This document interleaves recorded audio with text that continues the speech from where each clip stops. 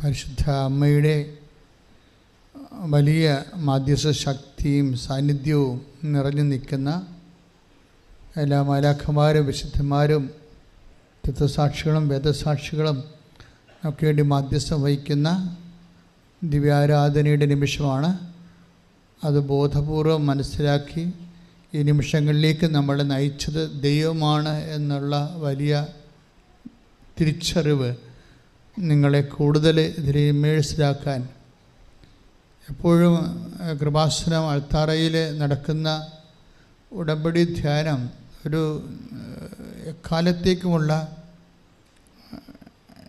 ഏത് കാലത്തും ഏത് വർഷവും നിങ്ങൾ ഈ ആരാധന കൂടുന്നുവോ അക്കാലങ്ങളിലെല്ലാം നിങ്ങളുടെ അപ്പോഴുള്ള വർത്തമാന കാലവുമായിട്ട് ദൈവം ഇൻട്രാക്ട് ചെയ്യണ കാണാം.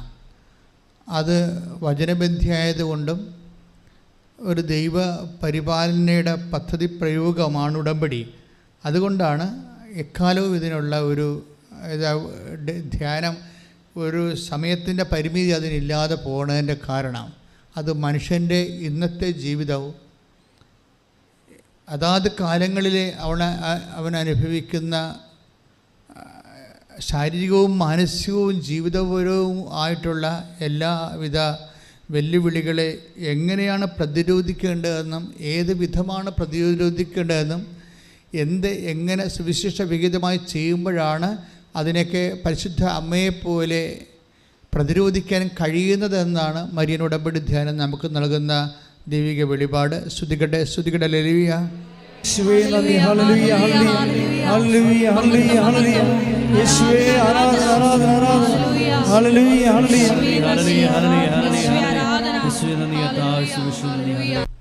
എല്ലാ ആധ്യാത്മികമായ ആപ്ലിക്കേഷൻസും അതിൻ്റെ ആക്ടിവേഷൻ നടക്കുന്ന അക്സെപ്റ്റൻസിൽ നിന്നാണ്.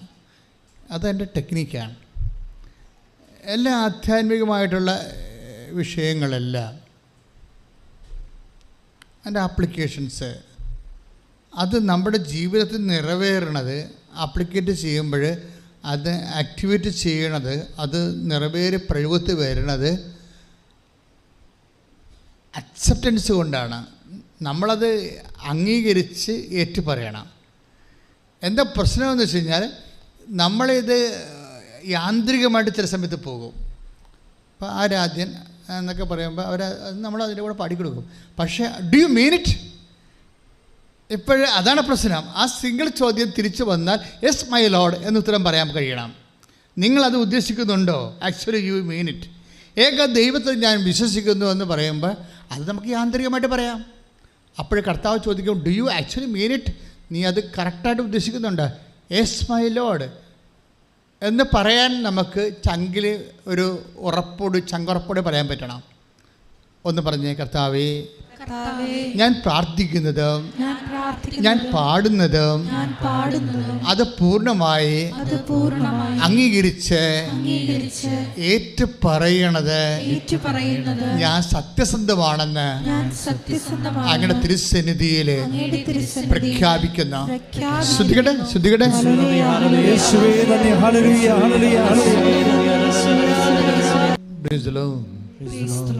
എൻ്റെ പ്രിയപ്പെട്ടവരെ, ഇന്ന് നമ്മൾ സാക്ഷ്യ വിചാരണ ചെയ്യുന്നത് 2 സാക്ഷ്യങ്ങളാണ്.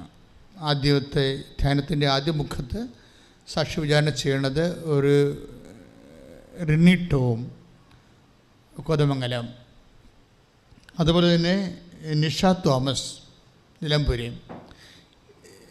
ആഴ്ചയിൽ കുറേ അധികം വലിയ സാക്ഷ്യങ്ങൾ, കാറ്റഗറിക്കലി നല്ല ഡെൻസിറ്റിയുള്ള സാക്ഷ്യങ്ങളുണ്ടായിരുന്നു. അതിൽ നമ്മളുടെ സബ്ജക്റ്റ് വൈസ് 2 സാക്ഷ്യങ്ങൾ ഞാൻ സെലക്ട് ചെയ്തിട്ട് നമുക്കതിലേക്ക് പോകാം. എന്താ ഈ നിഷ തോമസും അവരുടെ പ്രശ്നം, ഈ 2 കക്ഷികളുടെയും ഒരു കോമൺ ഫാക്ടറുണ്ട്. എന്താണെന്ന് വെച്ചാൽ 2 പേർക്കും കരിയർ ഗ്യാപ്പ് ഉള്ളതാണ്. കരിയർ ഗ്യാപ്പ് എന്നറിയാമല്ലോ. നമുക്ക് ജോലി ഇപ്പം നമ്മൾ ലേഡീസിന് ഏറ്റവും കൂടുതൽ പ്രശ്നം ഇത് കരിയർ ഗ്യാപ്പ്. അതായത് നമ്മൾ പഠിച്ചുകൊണ്ടിരിക്കുന്നു, പഠനം കഴിഞ്ഞു, നമുക്ക് ജോലിയൊന്നും ആയില്ല, നമ്മൾ പെട്ടെന്ന് 10-29 വയസ്സായി, നമ്മൾ കല്യാണം കഴിക്കേണ്ടി വരുന്നു. പിന്നെ കല്യാണത്തിൻ്റെതായിട്ടുള്ള ഉത്തരവാദിത്തങ്ങളും കുഞ്ഞുങ്ങളുടെ ഡെലിവറികളും വന്നു കഴിഞ്ഞപ്പോൾ പിന്നെ പിന്നെ ഒരു കുഞ്ഞു കൂടി നമുക്ക് ജോലി കിട്ടാഞ്ഞുകൊണ്ട് പിന്നെ ഒരു കുഞ്ഞു കൂടി നമ്മൾ ജനിക്കുന്നു. അങ്ങനെ വരുമ്പോൾ നമുക്ക് 35 വയസ്സാകുന്നു, നമുക്ക് കരിയർ ഗ്യാപ്പായി പോകും. പിന്നെ നമ്മൾ ഈ ജന്മത്ത് ചില രക്ഷപ്പെടത്തില്ല. ദിസ് ഈസ് നോട്ട് ഒരു സിമ്പിൾ തിങ് അല്ല, വെരി സീരിയസ് തിങ് ആണ് ഇത് ശരിക്കും. കരിയർ ഗ്യാപ്പ്, അതുപോലെ എഡ്യൂക്കേഷൻ ഗ്യാപ്പ്, ഈ കാര്യങ്ങൾ നിങ്ങൾ ഈ സാക്ഷ്യങ്ങൾ കേൾക്കണം. അതായത് കരിയർ ഗ്യാപ്പ് എങ്ങനെയാണ് അമ്മ ഇതിനെ ഫില്ല് ചെയ്യണത് എങ്ങനെയാണ് നമ്മൾ ഞെട്ടിപ്പോകും. കാര്യം അതിൻ്റെ ട്രാജഡി അനുഭവിച്ചവരെ സംബന്ധിച്ചിടത്തോളം അവർക്കറിയാൻ പറ്റും ഇറ്റ് ഈസ് ഗ്രേറ്റ് തിങ് എന്ന് വെച്ചാൽ. എപ്പോഴും അത് ഒരു വർഷം നമ്മൾ താമസിച്ചാൽ മതി, ഉടനെ നമ്മൾ പോകുന്ന സ്ഥാപനത്തിൽ നമ്മളോട് ചോദിക്കും, നിങ്ങൾ ഈ 1 കൊല്ലം എന്നാ ചെയ്യുകയായിരുന്നു എന്ന് ചോദിക്കും. അത് അവർ പെട്ടെന്ന് ചോദിക്കത്തില്ല. ആദ്യമൊക്കെ അവർ വലിയ ആനക്കാരിയൊക്കെ പറഞ്ഞിട്ട് ഓക്കെ എന്നൊക്കെ പറഞ്ഞിട്ട് അവർ ഇടയ്ക്ക് കയറി ഈ വെടിമരുന്ന് പൊട്ടിക്കും. ഈ 1 കൊല്ലം നിങ്ങൾ എന്ത് ചെയ്യുന്നത്, അതിൻ്റെ ആൻസർ കറക്റ്റ് അല്ലെങ്കിൽ അവിടെ വെച്ച് പോയി സംഭവം. സോ അത് നിങ്ങൾക്ക് അതിൻ്റെ ഫ്ലോ പോയില്ലേ, എഡ്യൂക്കേഷൻ്റെ ട്രെയിനിങ്ങിൻ്റെ എക്സ്പീരിയൻസ് ഫ്ലോ പോയി. അപ്പോൾ നിങ്ങൾ അയോഗ്യരായി. ഉടമ്പടി ഭാഷ പറഞ്ഞാൽ യു ലോസ്റ്റ് യുവർ മെറിറ്റ്. അതാണ് പ്രശ്നം, മെറിറ്റ് പോവുകയാണ്. ഞാൻ എപ്പോഴും നിങ്ങളോട് പറഞ്ഞിട്ടുണ്ട്, ഉടമ്പടി മാത്രമേ നോട്ട് ബൈ മെറിറ്റിൽ വർക്ക് ചെയ്യുന്ന ഒരു പ്രാർത്ഥനാ രൂപമുള്ളൂ. വേണമെങ്കിൽ കുറച്ചുകൂടി വ്യക്തമായി പറഞ്ഞാൽ ഉടമ്പടിയാണ് മെറിറ്റ്. ഇപ്പോൾ മനുഷ്യനെ സംബന്ധിച്ചിടത്തോളം 2 കാര്യങ്ങളാണ്. ഇപ്പോഴല്ല ഇതൊരു തീരുമാനമായത്. പണ്ട് മുതലേ മനുഷ്യൻ്റെ ജീവിത പ്രശ്നങ്ങളെ അവനെ സൃഷ്ടിച്ചപ്പോൾ തന്നെ ദൈവം വളരെ സീരിയസ് ആയിട്ട് അതിനെ അഭിവീക്ഷിച്ചു എന്നുള്ള കാര്യം വേദഗ്രന്ഥത്തിൻ്റെ വായിച്ചെടുക്കുന്ന സത്യമാണ്. ഒരു മനുഷ്യൻ അവൻ്റെ കാലങ്ങളിൽ അവനെ ഏൽപ്പിച്ച ഉത്തരവാദിത്വം പൂർത്തിയാക്കുന്നതിൻ്റെ ഇടയിൽ അവന് വരുന്ന വെല്ലുവിളികളെ how can we confront in the spirit of the ബൈബിളിൻ്റെ ഒരു സ്പിരിറ്റിൽ. അപ്പോൾ ദൈവം അതിനെ കണ്ടത്, വിഷയങ്ങളെ കണ്ടത് എന്താണ്, ഒരു മനുഷ്യന് ഫ്ലോപ്പ് അല്ലെങ്കിൽ പരാജയമോ സംഭവിക്കാൻ സാധ്യതയുണ്ടെങ്കിൽ ഒരു ബേസിലാണ്, മെറിറ്റിലാണ് സംഭവിക്കാൻ സാധ്യതയുള്ളത്. ഈ മെറിറ്റ് എന്ന് വെച്ചാൽ യോഗ്യത അല്ലേ. ഇപ്പോൾ കരിയർ ഗ്യാപ്പ് വരുമ്പോൾ ഇപ്പോൾ നിഷ തോമസിൻ്റെ നിലമ്പൂരിൻ്റെ സാക്ഷ്യം എന്താണ്, എനിക്ക് എഡ്യൂക്കേഷൻ ഗ്യാപ്പുണ്ടെന്ന്. എനിക്ക് എഡ്യൂക്കേഷൻ ഗ്യാപ്പുണ്ട്, ചില പഠിക്കാൻ പറ്റിയില്ല. അത് കാരണം ഞാൻ ഇംഗ്ലീഷിൽ ബാക്കാണ്. അപ്പോൾ എന്താ അവൾ പറയാതെ പറഞ്ഞത് എന്താണ്, എനിക്ക് മെറിറ്റില്ലെന്നായി പറയണത്, എനിക്ക് മെറിറ്റില്ല. ഒക്കെ എന്നാ ചെയ്യേണ്ടത്, അവൾക്ക് ഭയങ്കര കൊതിയാണ് സൗദി പോയി ജോലി ചെയ്യണമെന്നുള്ള പണ്ട് പോലെ. അപ്പോഴെങ്കിലും നമുക്ക് മെറിറ്റില്ലെങ്കിലും ഇവളിതിന് ആഗ്രഹിക്കും ഉള്ളിൽ. നമ്മൾ എപ്പോഴും നമ്മൾ ശ്രദ്ധിക്കേണ്ട കാര്യം ഇതാണ്, മെറിറ്റില്ലെങ്കിലും ആഗ്രഹിക്കുന്ന ഒത്തിരി ആൾക്കാർ ഉണ്ട്. പക്ഷേ അവർ മാനുഷികമായിട്ടാണ് അങ്ങനെ ആഗ്രഹിക്കുന്നത്. അവിടെ ഓരോ മനുഷ്യർക്കും ഓരോ സ്വപ്നം ഉണ്ടാകത്തില്ലേ, അത് സ്വകാര്യമാണ്. നിങ്ങളുടെ സ്വകാര്യ സ്വപ്നങ്ങളെ ഉണ്ടാകാം, പക്ഷെ അത് സ്വകാര്യമായിട്ട് മാത്രം ഇരുന്നാൽ അത് ചുമ്മാ അതൊരു മാനുഷികമായി പോകും. ഈ സ്വകാര്യ സ്വപ്നങ്ങളെ നമ്മൾ ദൈവത്തിൻ്റെ സ്വപ്നങ്ങളിലേക്ക് നിങ്ങൾ ചേർത്ത് വെക്കാൻ നിങ്ങൾക്ക് കഴിയണം. അത് നിങ്ങളുടെ വിശ്വാസം കൊണ്ടോ ദൈവസ്നേഹം കൊണ്ടോ ഒക്കെയാണത് കഴിയണത്. ഈ വിശ്വാസം ദൈവസ്നേഹം എന്നൊക്കെ പറയുമ്പോഴേ അത് പാരമ്പര്യമായ വാക്കാണ്, കുറേ കേട്ട് തേഞ്ഞു പോയ ഒരു വാക്കാണ്. പക്ഷേ ഇതല്ലാതെ വേറൊരു വാക്കതിനില്ലതാനും. അതാണ് സംഭവം, നമുക്ക് വേറെ ഇല്ല. ഇപ്പം ഹൃദയം എന്ന് പറഞ്ഞ വാക്ക് നമ്മൾ എത്രയോ വർഷമായിട്ട് കേൾക്കണതാണ്. പക്ഷേ അത് കേട്ടത് കൊണ്ടും അത് പഴയ വാക്കാണെന്ന് പറഞ്ഞത് കൊണ്ടും ഹൃദയത്തിന് സബ്സ്റ്റിറ്റ്യൂഷൻ ഇല്ലല്ലോ. ഉണ്ടോ? ഇല്ല. ഹൃദയം തന്നെ ഇപ്പോഴും ഉള്ളൂ, അത് സബ്സ്റ്റിറ്റ്യൂട്ട് ചെയ്യാൻ പറ്റത്തില്ല. ഇതുപോലെ വിശ്വാസം എന്ന് പറഞ്ഞാൽ എപ്പോഴും നിങ്ങൾ നോക്കേണ്ട ഒരു വിഷയം, നമ്മൾ ദൈവത്തോട് പ്രാർത്ഥിക്കേണ്ടത് വിശ്വാസത്തിൻ്റെ അകത്ത് ഒരു 60% ദൈവസ്നേഹം എൻ്റെ കണ്ടൻറ്റ് വൈസ് ദൈവസ്നേഹം നിറയണം.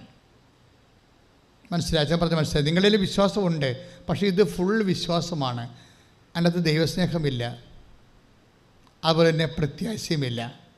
വിശ്വാസമാണ്, പക്ഷേ എന്തുകൊണ്ടാണ് ഈ വിശ്വാസം വർക്ക് ചെയ്യാത്തതെന്ന് ചോദിച്ചു കഴിഞ്ഞാൽ, വിശ്വാസം വർക്ക് ചെയ്യണമെന്നുണ്ടെങ്കിൽ അതിൻ്റെ കണ്ടൻറ്റ് ബേസ് അതിൻ്റെ അകത്ത് ദൈവസ്നേഹം ഉണ്ടാകണം. പിന്നെന്താ ഉണ്ടാകണം? ദൈവസ്നേഹത്തിൽ അധിഷ്ഠിതമായ പ്രത്യാശ ഉണ്ടാകണം. ഇനി അതുകൂടാതെ ഇൻ കേസ് നമ്മളുടെ ആഗ്രഹത്തിന് ബദലായി ദൈവികമായ ആഗ്രഹം പിടിമുറുക്കിയാൽ സബ്മിഷൻ നിങ്ങൾ തയ്യാറായിരിക്കണം. പറഞ്ഞ മനസ്സിലായില്ലേ? ഇത് ആധ്യാത്മിക ശാസ്ത്രത്തിലെ അടിസ്ഥാനപരമായി മനസ്സിലാക്കേണ്ട സത്യങ്ങളാണ്. ഒന്ന്, we must have faith. Okay, ഈ ഫെയ്ത്ത് കൊണ്ട് വർക്ക് ചെയ്യത്തില്ല. നിങ്ങൾക്ക് 2-3 കോടി കടമാണെന്ന് വിചാരിച്ചോ? അപ്പം നിങ്ങൾക്ക് മാക്സിമം ചെയ്യാൻ പറ്റണം. നിങ്ങൾക്കുള്ള സ്ഥലമോ കമ്പനിയൊക്കെ വിറ്റ് മാറ്റാനേ പറ്റത്തുള്ളൂ. നിങ്ങൾക്ക് തന്നെ ബേസിക്കായിട്ട് അറിയാം, കമ്പനി വിറ്റാലും 1.5 കോടിയേ കിട്ടത്തുള്ളൂ. അത് വിൽക്കണം. വിൽക്കുന്നില്ലാത്തോളം കാലം പലിശ കൂടിക്കൊണ്ടേയിരിക്കും എന്നറിയാം. ദാറ്റ് മീൻസ് ഇത് നമ്മൾക്ക് എടുത്താൽ പൊങ്ങാത്തൊരു സംഭവമാണെന്ന് വിചാരിച്ചോ? സാധാരണ ആൾക്കാർ എന്താ ചെയ്യണത്? ചില ആൾക്കാർ വേണമെങ്കിൽ ആത്മഹത്യ ചെയ്ത് കളയും. അത് പിന്നെ അവർ പോട്ടെ, അത് അവർക്ക് വിശ്വാസമില്ല. പിന്നെ എന്നാ ചെയ്യാനാണ്? വിശ്വാസമില്ലല്ലോ അവർക്ക്. അതിനെ അതിജീവിക്കാൻ വേണ്ടിയുള്ള ആംബിയർ ഇല്ല. നമ്മളിപ്പോൾ വെൻറ്റിലേറ്റർ വെച്ച് കൊടുത്തു. വെൻറ്റിലേറ്റർ മാറ്റിയ ആൾ ചാകുമെങ്കിൽ ചത്തുപോകാനല്ലേ മെഡിക്കൽ സയൻസ് പറയത്തുള്ളൂ. വെൻറ്റിലേറ്റർ വെച്ച് കൃത്രിമമായിട്ട് ശ്വാസം ഉണ്ടാക്കാം. അതെടുത്ത് മാറ്റിയ ആൾ തട്ടിപ്പോയെങ്കിൽ വേറെ എന്തിനാണെങ്കിൽ ജീവിതകാലം മുഴുവൻ വെൻറ്റിലേറ്റർ വെക്കാൻ പറ്റുമോ? ഓരോ വെൻറ്റിലേറ്ററിൻ്റെയൊക്കെ ഓരോ മണിക്കൂറിന് 700 രൂപയൊക്കെ ചോദിക്കണം ചിലയിടത്തൊക്കെ. അപ്പോൾ അത് അഫോർഡബിൾ അല്ല. അപ്പോൾ എൻ്റെ മക്കൾക്ക് മുമ്പിലുള്ള ചാൻസ് എന്താണ്? നിങ്ങൾ എങ്ങനെയെങ്കിലും ബേസിക്കായിട്ട് ആദ്യം വിശ്വാസം സ്വീകരിക്കണം. കാര്യം ഇപ്പോൾ വിശ്വാസം ഇല്ലെന്നല്ല, ഒരു പാരമ്പര്യമായ മിനിമം വിശ്വാസം നമുക്കുണ്ട്. ഇതിന് അപ്ഡേഷൻ സംഭവിക്കാത്തതിൻ്റെ കാരണം നിങ്ങളൊരു സീരിയസ് പ്രോജക്റ്റ് വരാത്തത് കൊണ്ടാണ്. ഇപ്പം പത്താഴം പറ്റൂ, ചക്കി കുത്തി, അമ്മ വെച്ചു, ഞാനുണ്ടെന്നും പറഞ്ഞിങ്ങനെ നടക്കുന്ന ഈ ആന്തരിക ജീവിതമില്ലേ, അവിടെ വിശ്വാസം പിക്കപ്പ് ചെയ്തു വരത്തില്ല. എന്താ കാര്യം? എല്ലാം റെഡി ടു ഇൻസ്റ്റൻറ്റ് ബ്രേക്ക്ഫാസ്റ്റായിട്ട് ഇങ്ങനെ നമുക്ക് ജീവിതത്തിൻ്റെ എല്ലാം കിട്ടി വരത്തില്ലേ? ഈ ജീവിതത്തിലെല്ലാം കിട്ടി വരണത് ആധ്യാത്മിക ജീവിതത്തിൽ പറഞ്ഞാൽ ദൈവം നമുക്ക് ലഭിക്കുന്ന ഒരു ശാപമാണ് ശരിക്കും. നമുക്ക് ബ്ലെസ്സിങ് തോന്നാമെങ്കിലും അതായത് cursed disguised in the form of blessing. അതായത് ഒരു ശാപമാണ്, പക്ഷേ അത് ബ്ലെസ്സിങ്സിൻ്റെ വേഷം കെട്ടി വന്നിരിക്കുകയാണ്. എന്താണ്? Everything is given. This is ലൈഫിൽ അച്ഛൻ പറഞ്ഞാൽ മനസ്സിലാകുന്നുണ്ടോ? അതായത് എല്ലാം ഓരോരോ കാര്യത്തിന് സഹായിക്കാൻ ഓരോരുത്തരും ഓരോ സമയത്ത് എന്ത് വേണം എന്നും പറഞ്ഞ് നിങ്ങൾക്ക് നിൽക്കുന്നുണ്ടെങ്കിൽ നിങ്ങളൊരു ട്രയലിലാണ്, നിങ്ങളൊരു പരീക്ഷണ ഘട്ടത്തിലാണ്. വെച്ചാൽ നിങ്ങൾക്ക് എന്ത് വേണം, ഏത് വേണമെന്ന് പറഞ്ഞ് സഹായിക്കാൻ ഒക്കെ ഓരോരുത്തരെ എവിടെയും ജനിച്ച കാലം മുതൽ തന്നെ ഉണ്ടെങ്കിൽ നിങ്ങൾ ഒരു വലിയ പ്രതിസന്ധിയിലായിരിക്കണത്. എന്താ കാര്യം വെച്ച് കഴിഞ്ഞാൽ ഈ അണ്ണന്മാരെല്ലാം കൂടി ദൈവം നിങ്ങളിലേക്ക് വന്ന് നിങ്ങൾ ദൈവമായിട്ട് ഇടപെടുന്ന ഒരു സാഹചര്യം തന്ത്രപരമായിട്ട് പിശാച് ഒഴിവാക്കുകയാണ്. അപ്പൻ്റെ വേഷത്തിലും അങ്കിളിൻ്റെ വേഷത്തിലും ആൻറ്റിയുടെ വേഷത്തിലും ഒക്കെ വിഷം കെട്ടി വന്നിരിക്കണ പിശാചാണ്. നിങ്ങൾക്ക് മനസ്സിലാവും. നിങ്ങളോർക്കും വലിയ ആശ്വാസമായി പോയില്ല എന്ന് ഓർക്കും. അവിടെ അങ്കിളുണ്ടായിരുന്നു, UK ചെന്നപ്പോൾ ആൻറ്റി ഉണ്ടായിരുന്നു, അവിടെ ചെന്നപ്പോൾ അപ്പൻ്റെ ബ്രദറുണ്ടായിരുന്നു. ഇങ്ങനെ ഓരോരുത്തർ സഹായിക്കുമ്പോൾ നിങ്ങൾക്ക് സംഭവിക്കണമെന്ന് വെച്ച് കഴിഞ്ഞാൽ ദൈവത്തിന് നേരിട്ട് സഹായിക്കാൻ പറ്റാത്ത ദൈവത്തിൻ്റെ ഭാഗങ്ങളെ ഈ അണ്ണന്മാർ തന്ത്രപരമായിട്ട് പിശാച് അവരെ ഏൽപ്പിച്ചിട്ട് അടിച്ചു മാറ്റിയിട്ട് നിങ്ങളെ നിങ്ങൾക്ക് സഹായിക്കും, അല്ലെങ്കിൽ ആൻറ്റി സഹായിക്കും, അപ്പൻ്റെ ചർച്ചക്കാർ സഹായിക്കും. പക്ഷേ നിങ്ങൾക്കിതെല്ലാം ജോലി കിട്ടും, നിങ്ങൾക്ക് ശമ്പളം കിട്ടും, നിങ്ങൾ കല്യാണം കഴിക്കും, നിങ്ങൾ വീട് വെക്കും, നിങ്ങൾക്ക് പ്രൊമോഷൻ കിട്ടും, ഹൈഫൈവായിട്ട് നിങ്ങൾ ജീവിക്കും, അവസാനം ചത്തുപോകും. പരിപാടി തീർന്ന്. കാര്യം എന്താ? ഈ ആൾക്കാർക്ക് ആർക്കും നിത്യത വരെ നിങ്ങളുടെ കൂടെ വരാൻ പറ്റത്തില്ല. നിത്യത കൂടെ വരാൻ പറ്റാത്ത ഒരു പട്ടികളെയും സൂക്ഷിക്കരുത്. നിത്യത വരെ. അതായത് നിങ്ങൾക്കറിയത്തില്ലേ ഈ ആളെന്ത് ഇങ്ങനെ കിടക്കണേ? ഒറ്റ കാര്യം കൊണ്ടാണ് കിടക്കണത്. എന്തുകൊണ്ടാണ്? നിത്യത എന്നൊരു വിഷയം നിൽക്കുന്നത് കൊണ്ടാണ്. നമ്മളെ നിത്യമായി ജീവിപ്പിക്കാൻ വേണ്ടി, നിത്യത വരെ നമ്മുടെ കൂടെ ഉണ്ടാകാൻ വേണ്ടിയാണ് ആൾ പാപത്തിന് റെമിറ്റൻസ് കൊടുക്കാൻ തീരുമാനിച്ചത്. ഞാൻ സഹായിക്കുന്നവരെ കുറ്റം പറയുകയല്ല, സഹായിക്കുന്നവരെ ദൈവത്തെക്കാളുപരി അമിതമായി ആശ്രയിച്ചുകൊണ്ട് ദൈവത്തിന് അകന്നു പോകരുത്. സ്തുതിക്കട്ടെ.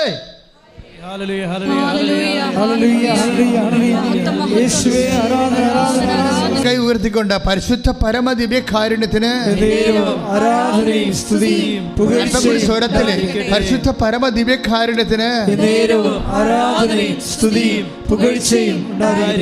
അപ്പൊ ഈ റിയ ടോമിന്റെ സാക്ഷ്യത്തിന്റെ ഒരു പ്രത്യേകത എന്താണെന്നറിയാവോ? ഇവരുടെ പ്രശ്നം എന്താണ്?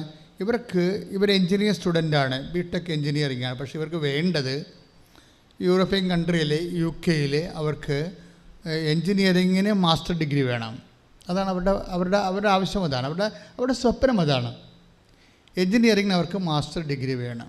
ഇപ്പോൾ അവർക്ക് 2 കുഞ്ഞുങ്ങളൊക്കെ നല്ല കരിയർ ഗ്യാപ്പ് വന്നിട്ടുണ്ട്.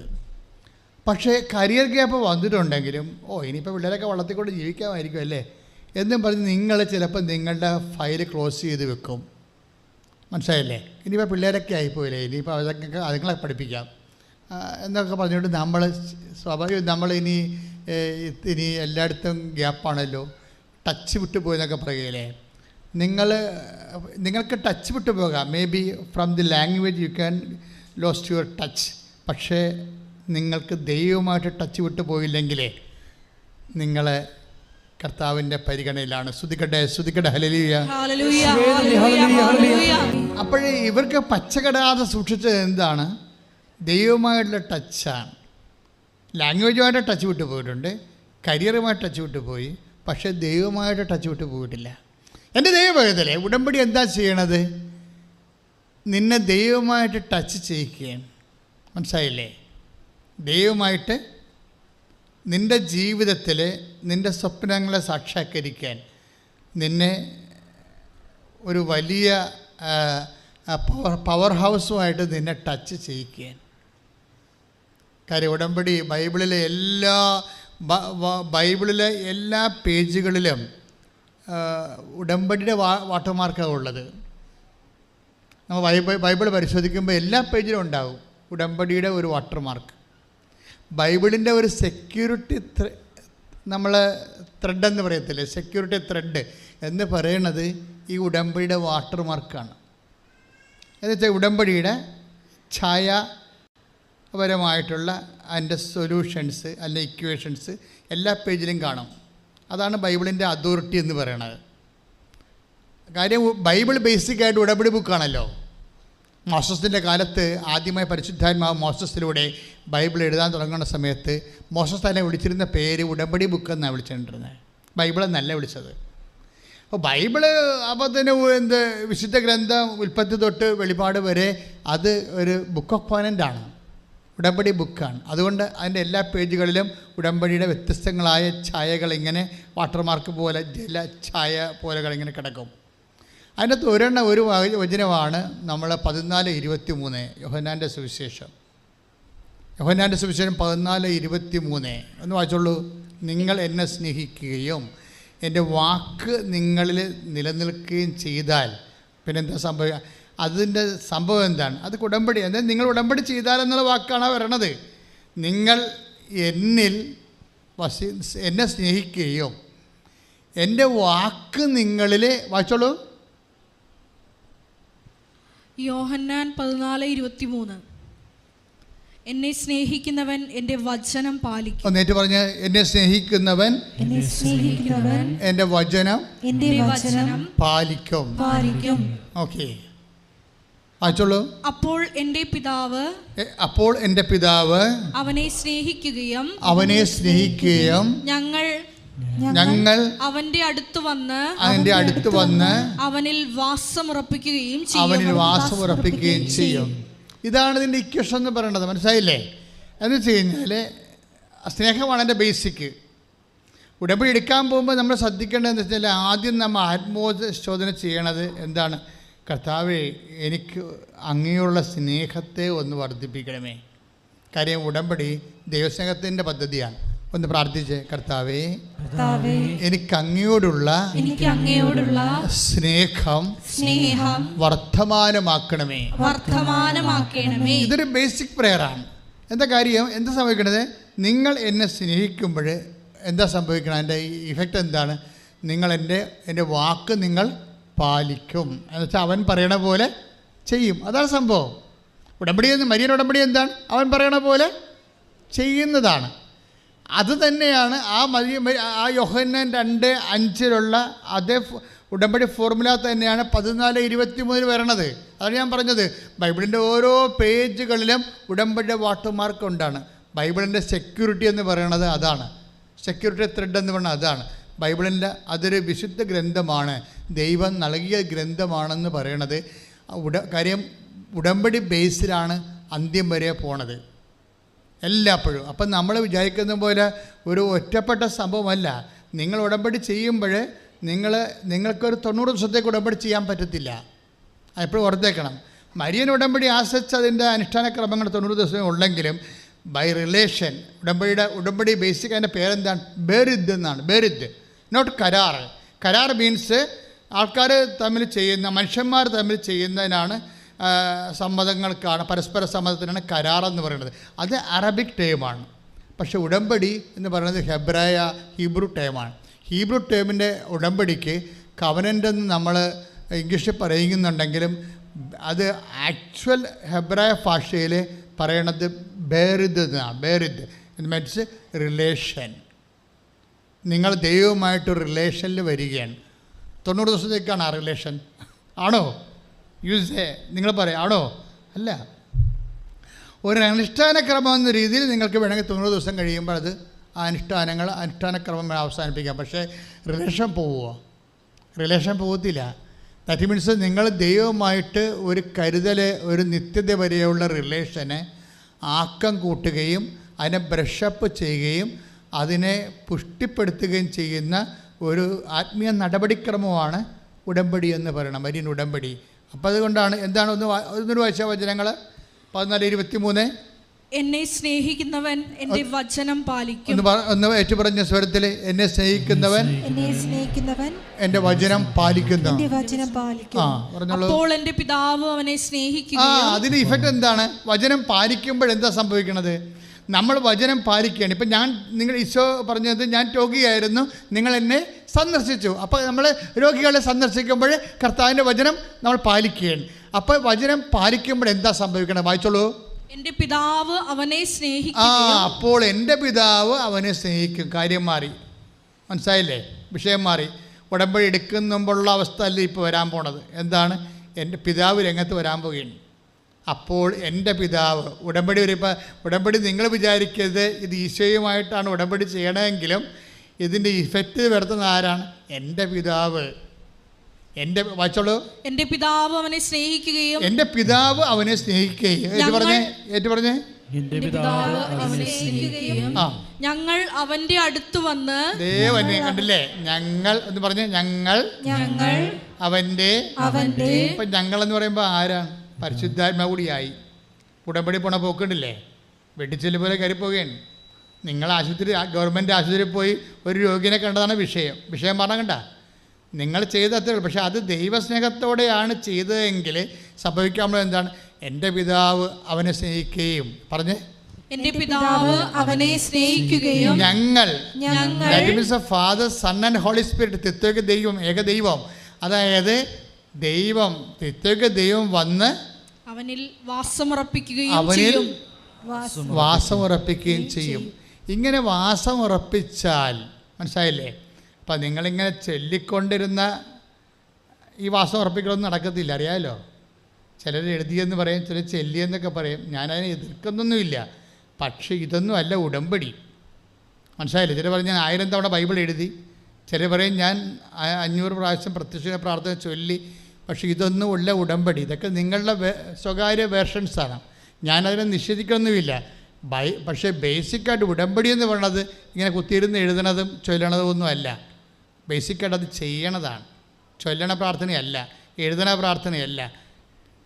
ഉടമ്പടി ചെയ്യുന്ന പ്രാർത്ഥനയാണ്. നിങ്ങൾ എന്നെ സ്നേഹിക്കുകയും എൻ്റെ വചനം നിങ്ങൾ പാലിക്കുകയും ചെയ്യുമ്പോഴേ എൻ്റെ പിതാവ് വന്ന് നിങ്ങളിൽ വസിക്കും. എന്താ? എൻ്റെ പിതാവ് നിങ്ങളെ സ്നേഹിക്കുകയും, അതായത് പിതാവിൻ്റെ സ്നേഹം നമ്മളിലേക്ക് കൊണ്ടുവരാൻ ദൈവം കണ്ടുപിടിച്ച ഒരു പദ്ധതിയാണ് ഉടമ്പടി. മനസ്സിലായില്ലേ? ത്രിത്വൈക ദൈവം. അതാണ് അത് ഭയങ്കര മർമ്മമുള്ള വചനമാണ്. അതായത് ഒന്ന് പറഞ്ഞ് നിങ്ങൾ എന്നെ സ്നേഹിക്കുകയും നിങ്ങൾ എന്നെ സ്നേഹിക്കുകയും എൻ്റെ വചനം നിങ്ങൾ പാലിക്കുകയും എന്റെ വചനം പാലിക്കുകയും അപ്പോൾ എൻ്റെ പിതാവ് നിങ്ങളെ സ്നേഹിക്കുകയും അപ്പോൾ എന്റെ പിതാവ് നിങ്ങളെ സ്നേഹിക്കുകയും ഞങ്ങൾ വന്ന് നിങ്ങളിൽ നിങ്ങളിൽ വാസമുറപ്പിക്കുകയും വാസമുറപ്പിക്കുകയും ചെയ്യും. അപ്പൊ നമ്മളിൽ വാസമുറപ്പിക്കേണ്ടത് ആരാണ്? ദൈവമാണ്. മനസ്സിലായോ? നിങ്ങളെ കൂടാതെ പഠിച്ച കൂട്ടുകാർ കാനഡയിലുണ്ടെന്ന് പറഞ്ഞ് ഓടിയാൻ കണ്ടു ചെല്ലുന്നുണ്ട്. അതിൻ്റെയൊക്കെ അവസാനം കാണുന്ന അവസാനം എല്ലാം ദുരന്തമായിട്ട് മാറുകയാണ്. മനുഷ്യന്മാരിൽ നിങ്ങൾ ആശ്രയിച്ച് പോയാൽ പണി 8ൻ്റെ അല്ല 164ൻ്റെ പണി കിട്ടാൻ സാധ്യതയുണ്ട്.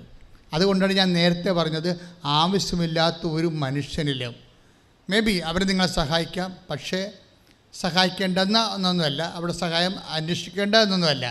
പക്ഷേ നിൻ്റെ ആ ഫസ്റ്റ് ഓപ്ഷൻ ആരും അടിച്ചു മാറ്റരുത്. അത് നിങ്ങൾ ശ്രദ്ധിക്കണം. നിങ്ങളുടെ ജീവിത പങ്കാളി പോലും നിങ്ങളുടെ ഫസ്റ്റ് ഓപ്ഷൻ അടിച്ചു മാറ്റരുത്. ഫസ്റ്റ് ഓപ്ഷൻ എന്താണ്? നിൻ്റെ കർത്താവ് ദൈവം ഞാനാകുന്നു, വേറെ ആരെങ്കിലും കർത്താവ് എന്ന് വിളിക്കരുതെന്ന്. അല്ലെ, കർത്താവിൻ്റെ സ്ഥാനത്ത് കാണരുത്. മനസ്സിലായില്ലേ?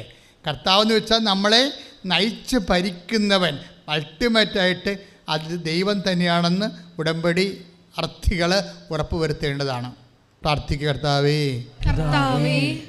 എൻ്റെ ജീവിതത്തിൻ്റെ മുഖ്യമായ സ്വാധീന ശക്തിയും എന്നെ നയിക്കുന്ന പ്രേരണാശക്തിയും അങ്ങ് തന്നെയാകാൻ എൻ്റെ ആധ്യാത്മിക ജീവിതത്തെ പുനർക്രമീകരിക്കണമേ. ശ്രുതികടേ. എൻ്റെ പ്രിയപ്പെട്ടവരെ, ഇങ്ങനെ ഉടമ്പടിയിലായിരിക്കുമ്പോൾ ഇപ്പം എന്താ സംഭവിച്ചിരിക്കുന്നത്? നിങ്ങൾ എന്നെ സ്നേഹിക്കുകയും എൻ്റെ വാക്ക് നിങ്ങൾ പാലിക്കുകയും ചെയ്യുമ്പോൾ എൻ്റെ പിതാവ് നിങ്ങളെ സ്നേഹിക്കുകയും ഞങ്ങൾ വന്ന് നിങ്ങളിൽ വാസം ഉറപ്പിക്കുകയും ചെയ്യും. ഇങ്ങനെ വാസം ഉറപ്പിക്കുമ്പോൾ എന്താ സംഭവിക്കണമെന്ന് അറിയാമോ? അതാണ് ഉടമ്പടിയുടെ ഇഫക്റ്റ് എന്ന് പറയുന്നത്. ഇങ്ങനെ വാസം ഉറപ്പിച്ചാൽ ഈശോ എന്നാ പറഞ്ഞത്? എൻ്റെ പിതാവ് എന്നിൽ വസിച്ചുകൊണ്ട് അവൻ്റെ പ്രവർത്തികൾ ചെയ്യുകയാണ്. ഒന്ന് പറഞ്ഞേ, 14:10 അല്ലേ? യോഹന്നാന്റെ സുവിശേഷം 14:10 ഒന്ന് പറഞ്ഞ്, എൻ്റെ പിതാവ് എന്നിൽ വസിച്ചുകൊണ്ട് അവൻ്റെ പ്രവർത്തനങ്ങൾ ചെയ്യുകയാണ്. ഇപ്പോൾ ഉടമ്പടി വഴി ദൈവം നമ്മളിൽ വസിക്കുകയും പിന്നെന്താ ചെയ്യണത്? ദൈവത്തിൻ്റെ പ്രവർത്തനങ്ങൾ ചെയ്യാൻ തുടങ്ങും. പറഞ്ഞ മനസ്സിലായില്ലേ? അപ്പം നമ്മുടെ മെറിറ്റിലല്ല പിന്നെ കാര്യങ്ങൾ പോണത്. നോട്ട് ബൈ മെറിറ്റ് എന്ന് ഞാൻ പറയണത് എന്തുകൊണ്ടാണ് not by merit but by grace ആകണമെന്ന് പറയുകയാണ്. ഇപ്പോൾ ഉടമ്പടിയുടെ കറക്റ്റ് ആപ്തവാക്യം എന്താണ്? Ephesians 2:8 എന്താണ്? Not by merit but by grace. നിൻ്റെ യോഗ്യതയല്ല, ദൈവത്തിൻ്റെ കൃപ. ഇതെങ്ങനെയാണ് യോഗ്യത ദൈവത്തിൻ്റെ കൃപയായി കൺവേർഷൻ നടക്കണതെന്നാണ് ഈ യോഹന്നാൻ 14:23 പറയണത്. മനസ്സിലായില്ലേ?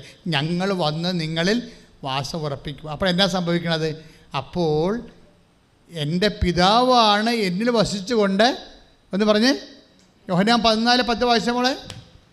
പ്രത്യുത എന്നിൽ വസിക്കുന്ന പിതാവ് ഏറ്റു പറഞ്ഞേ. പ്രത്യുത എന്നിൽ വസിക്കുന്ന പിതാവ് തൻ്റെ പ്രവർത്തികൾ ചെയ്യുകയാണ്. തൻ്റെ പ്രവർത്തികൾ ചെയ്യുകയാണ്. അപ്പം ഇനി നമ്മൾ പ്രവർത്തിക്കേണ്ട കാര്യമില്ല. പറഞ്ഞ മനസ്സിലായില്ലേ? അല്ലേ? ഇപ്പം റിയ ടോമിൻ്റെ സാക്ഷ്യങ്ങളിൽ റിയ ടോം പറയണതേ, എന്നാണെന്ന് അറിയത്തില്ല, ഉടമ്പടി എടുത്തോടുകൂടി എനിക്ക് ഒരു പരിചയമില്ലാത്ത ആൾക്കാരൊക്കെ എന്നെ സഹായിക്കാൻ തുടങ്ങിയെന്ന്. അത് it's A very great witness. എന്നുവെച്ചാൽ ഇവിടെ ഓരോ മൂവ്മെൻറ്റിലും കാര്യം ഇതിന് കുറേ മാസങ്ങളെടുക്കും. ഒന്നാമത്തെ കരിയർ ഗ്യാപ്പുണ്ട്, അത് ഫില്ല് ചെയ്തിട്ട് ഇവർക്ക് വിസ വരണം. വിസയൊക്കെ വരണമെന്നുണ്ടെങ്കിലേ എന്നിട്ട് ഈ റിയ കൊണ്ടുവന്നിട്ട് അവിടെ നിന്നിട്ട് ഈ പാസ്പോർട്ട് ഇങ്ങനെ കാണിക്കുന്നുണ്ട് മാതാവിനെ.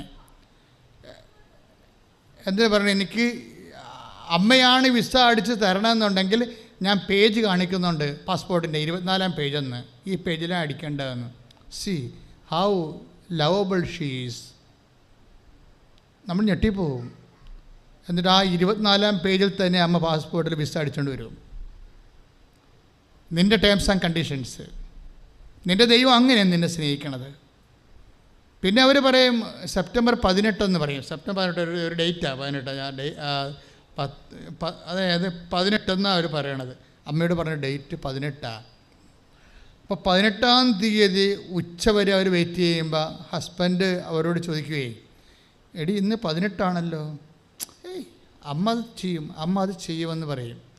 എന്നിട്ട് പിന്നീട് ഇവർ പ്രേയറിൽ അങ്ങോട്ട് പോവുകയാണ്.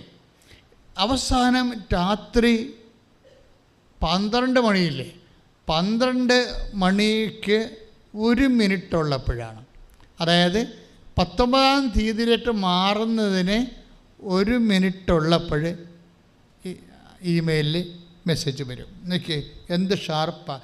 ദാറ്റ് മീൻസ് നീ പറഞ്ഞ ഡേറ്റ് തന്നെ. അപ്പോൾ ഇത് നടക്കത്തില്ലെന്ന് ഇവൾക്കറിയാം. കാര്യം അത്രയും ബുദ്ധിമുട്ടാണ്. പക്ഷേ തന്നെ സ്നേഹിക്കുന്ന, തന്നെ വിശ്വസിക്കുന്ന, തന്നെ ജീവിക്കുന്ന ഒരാൾക്ക് വേണ്ടി ദൈവം ഏതറ്റം വരെയും പോകാൻ തയ്യാറാണ്. കൈയിട്ടിച്ച് കർത്താവിനെ ഈ പ്രോസസ്സ് നടക്കണം. മനസ്സിലായില്ല? നിങ്ങൾ ഉടമ്പടി എടുത്തു 5 പുതുക്കി 3 പുതുക്കി ഒന്നും പറഞ്ഞിട്ട് കാര്യമില്ല. ഈ ഉടമ്പടി കൊണ്ട് സാധ്യമാകുന്ന ഈ പ്രോസസ്സ് നടക്കണം. എന്താണ്? എൻ്റെ വചനം പാലിക്കുകയും നിങ്ങൾ എന്നെ സ്നേഹിക്കുകയും. ബേസിക് ഉടമ്പടി ദൈവത്തെ സ്നേഹിക്കുന്നതാണല്ലേ. ദൈവത്തെ സ്നേഹിക്കണമെന്ന് ദൈവത്തിന് തോന്നിപ്പോയാൽ നമ്മൾ പിന്നെ ദൈവം ഓണർ ചെയ്യാൻ തുടങ്ങും. ദൈവത്തെ സ്നേഹിക്കുന്നുവെന്ന് ദൈവത്തിന് തോന്നണം, നമുക്ക് തോന്നിയാൽ പറ്റത്തില്ല. ദൈവത്തിന് തോന്നിപ്പോയാൽ നമ്മളെ പിന്നെ ഓണർ ചെയ്യാൻ തുടങ്ങും. അതുകൊണ്ടാണ് നമ്മൾ പറയുന്ന പാസ്പോർട്ടിൽ തന്നെ ആ പേജിൽ തന്നെ അടിച്ചു വരുന്നത്. മനസ്സിലായില്ലേ? നമ്മൾ പറയുന്ന ടേംസ് ആൻഡ് കണ്ടീഷനിൽ അത്രയും അതുകൊണ്ട് അമ്മ, ഈ പരിശുദ്ധ അമ്മ ഈ ഉടമ്പടി ചെയ്തപ്പോൾ ഇത് അനുഭവിച്ചതാണ്. അതുകൊണ്ട് അമ്മ ഇതിനൊക്കെ പറഞ്ഞ വേറെ വാക്കാണ് പറഞ്ഞത്. ഇപ്പം ഈശോ എന്നാ പറഞ്ഞത്? നിങ്ങളെ ഉടമ്പടി ചെയ്യുമ്പോൾ നിങ്ങൾ എന്നെ സ്നേഹിക്കുകയും എൻ്റെ വാക്ക് പാലിക്കുകയും ചെയ്യുമ്പോൾ എൻ്റെ പിതാവ് നിങ്ങളെ സ്നേഹിക്കും, ഞങ്ങൾ വന്ന് നിങ്ങളെ വസിക്കുമെന്നല്ലേ പറഞ്ഞത്. എന്നിട്ട് 14:10 വരുമ്പോൾ പറയും, അതുകൊണ്ട് പിതാവും ഞാനും തമ്മിൽ ഉടമ്പടി ചെയ്തിട്ടുണ്ടെന്ന് പറയും. ഈശോ പറയും അങ്ങനെ ഉടമ്പടി ചെയ്തുകൊണ്ടാണ് പിതാവ് വന്ന് എന്നിൽ വസിക്കണം. അതുകൊണ്ട് ഞാനല്ല ഈ പ്രവർത്തിക്കണം. കടലിൻ്റെ മീതെ നടക്കുന്നുണ്ട്, വെള്ളം വീഞ്ഞാകുന്നുണ്ട്, പക്ഷേ എൻ്റെ പിതാവ് എന്നിൽ വസിച്ചുകൊണ്ട് അവൻ്റെ പ്രവൃത്തികൾ ചെയ്യുകയാണ്. കൈ ഇടിച്ച് കർത്താവിനോട് എടുത്തു കഴിഞ്ഞിട്ട് നിങ്ങളൊന്ന് ആത്മശോധന ചെയ്യണം. എനിക്ക് ഇന്നലെ ഉണ്ടായതിനേക്കാൾ കൂടുതൽ സ്നേഹം ദൈവത്തോട് തോന്നുന്നുണ്ടോ? തോന്നണില്ലെങ്കിൽ എന്തോ ഒരു കുഴപ്പമുണ്ട്, ഉടമ്പടി ആയിട്ടില്ല. ഇപ്പം ചില പറയില്ലേ, ഞാൻ ചാർജ് ചെയ്തിട്ടുണ്ടെന്ന് പറഞ്ഞു മൊബൈലിനെ, പക്ഷേ ആക്ടിവേഷൻ ആയിട്ടില്ല. നമ്മൾ ചാർജ് ചെയ്തതേ ഉള്ളൂ, ആക്ടിവേഷൻ ആയിട്ടില്ല. ഇതുപോലെ തന്നെ ഉടമ്പടി ചെയ്താൽ അത് ആക്ടിവേഷനായാൽ നമുക്കറിയാൻ പറ്റും എന്താണ്. നിങ്ങൾക്ക് മുമ്പത്തേക്കാൾ കൂടുതൽ ദൈവത്തോട് സ്നേഹം തോന്നും, അല്ലെങ്കിൽ നിങ്ങൾ ദൈവസ്നേഹം അനുഭവിക്കും. നമ്മുടെ ഉടമ്പടി ആക്ടിവേറ്റ് ആയിട്ടുണ്ടോ ഇല്ലയോ എന്ന് നമ്മൾ അറിയണത് അങ്ങനെയാണ്. എന്താണ്? വല്ലാത്തൊരു ദൈവസ്നേഹം ഫീൽ ചെയ്യും. ദൈവസ്നേഹം ഫീൽ ചെയ്യുക തന്നെയല്ല, നമ്മൾ വേറെ ഒരു ലോകത്തേക്കാരും ദൈവമായിട്ടല്ലേ നമ്മൾ ഇൻ്റർ കണക്റ്റഡ് ആയിരിക്കണത്. അപ്പോഴെന്നാ സംഭവിക്കണത്? ഇതിൽ നിഷ തോമസ് പറയുന്നുണ്ടേ, എനിക്ക് ഇംഗ്ലീഷിൽ ഭയങ്കര ബാക്കാണ്. ഞാൻ 10 കൊല്ലമായിട്ട് എനിക്ക് എഡ്യൂക്കേഷണൽ ഗ്യാപ്പുണ്ട്. കരിയർ ഗ്യാപ്പ് മാത്രമല്ല, എഡ്യൂക്കേഷൻ ഗ്യാപ്പുണ്ട്. മെറിറ്റ് ഒരു മെറിറ്റുമില്ല, 0 മെറിറ്റ് അടിക്കുക. 0 മെറിറ്റാണ് ഉള്ളത് ഈ നിഷ തോമസിന്. എന്താണ്? Education gap. പഠിച്ചിട്ട് കുറേ നാളായി. അതുകൊണ്ട് ഞാൻ ഇംഗ്ലീഷിനൊക്കെ ബാക്കാണ്. പ്രൊമട്ടറി, സൗദിയുടെ പ്രൊമട്ടറി അല്ലേ എഴുതുന്നത്. ഏജൻറ്റ് കയറ്റി വിട്ടിരിക്കുകയാണ് കക്ഷിയെ. എന്താണ്? പരീക്ഷ ഒന്നും വേണ്ടെന്നും പറഞ്ഞ്. അതാണ് ക്ലിപ്പായി പോയത്. ഈ നിഷ തോമസിന് ഏജൻറ്റ് പാക്ക് ചെയ്ത് വിട്ടിരിക്കുകയാണ് സൗദിയിൽ. ഇതിന് പരീക്ഷ ഒന്നും വേണ്ടെന്ന് പറഞ്ഞ്. എന്നിട്ട് ഇവർക്ക് പറഞ്ഞ പോലെ തന്നെ ഹോസ്പിറ്റലിൽ ജോലിയും കൊടുക്കും. ജോലി കൊടുത്ത് 1 മാസം കഴിയുമ്പോൾ മാനേജറിൻ്റെ കളർ പോവും. അയാൾ പറഞ്ഞ് ദാറ്റ്സ് ഓക്കെ, ക്ലിയർ, പക്ഷേ ഇവിടെ നിങ്ങൾക്ക് തുടരാൻ ഉദ്ദേശിക്കുന്നുണ്ടെങ്കിൽ നിങ്ങളെ പ്രൊമോട്ടർ എഴുതേണ്ടി വരുമെന്ന് പറയും. ഇവളങ്ങോട്ട് ഇരുന്ന് പേർത്ത് പോവാൾ. കാര്യം അവർ ചിന്തിച്ചില്ലല്ല, ആലോചിച്ചില്ലല്ല. 10 കൊല്ലമായി പഠിച്ചിട്ട് ഒരു ടച്ച് ഇല്ല. 10 കൊല്ലമായി ജോലി ചെയ്തിട്ട് ഗ്യാപ്പുണ്ട്. ഇനി ഇതെല്ലാം ഇൻസ്പെക്റ്റ് ചെയ്യാൻ പോവുകയാണ്. അതോടുകൂടി തിരിച്ച് ഏജൻറ്റ് കാശ് കൊണ്ടുപോവുകയും ചെയ്യും. ഇവർക്ക് തിരിച്ചു പോരേണ്ടി വരിക. അപ്പോൾ ഇവളുടെ ജീവിതം വല്ലാത്ത രീതിയിലായിപ്പോയി. അപ്പോൾ എന്നാ ചെയ്യണത്? ആകപ്പാടെയുള്ള പിടിവള്ളി എന്ന് പറയുന്നത് എന്താണ്? ഈ പാവപ്പെട്ടവൾ ചെയ്തിരിക്കുന്ന ഉടമ്പടിയാണ്.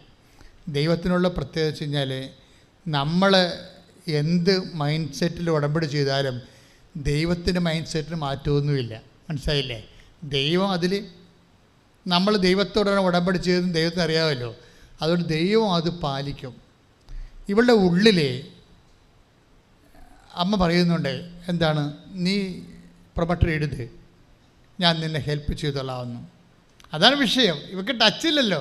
അവളെന്നെ പറയും, ഞാൻ ഇംഗ്ലീഷിലൊക്കെ പണ്ടേ ബാക്കാണ്, ഇപ്പോൾ 10 കൊല്ലം പഠിച്ചിട്ട് ഇത് എഴുതണമെന്നും പറഞ്ഞാണ് എന്നെ ഇങ്ങോട്ട് പറഞ്ഞു വിട്ടിരിക്കുന്നത്.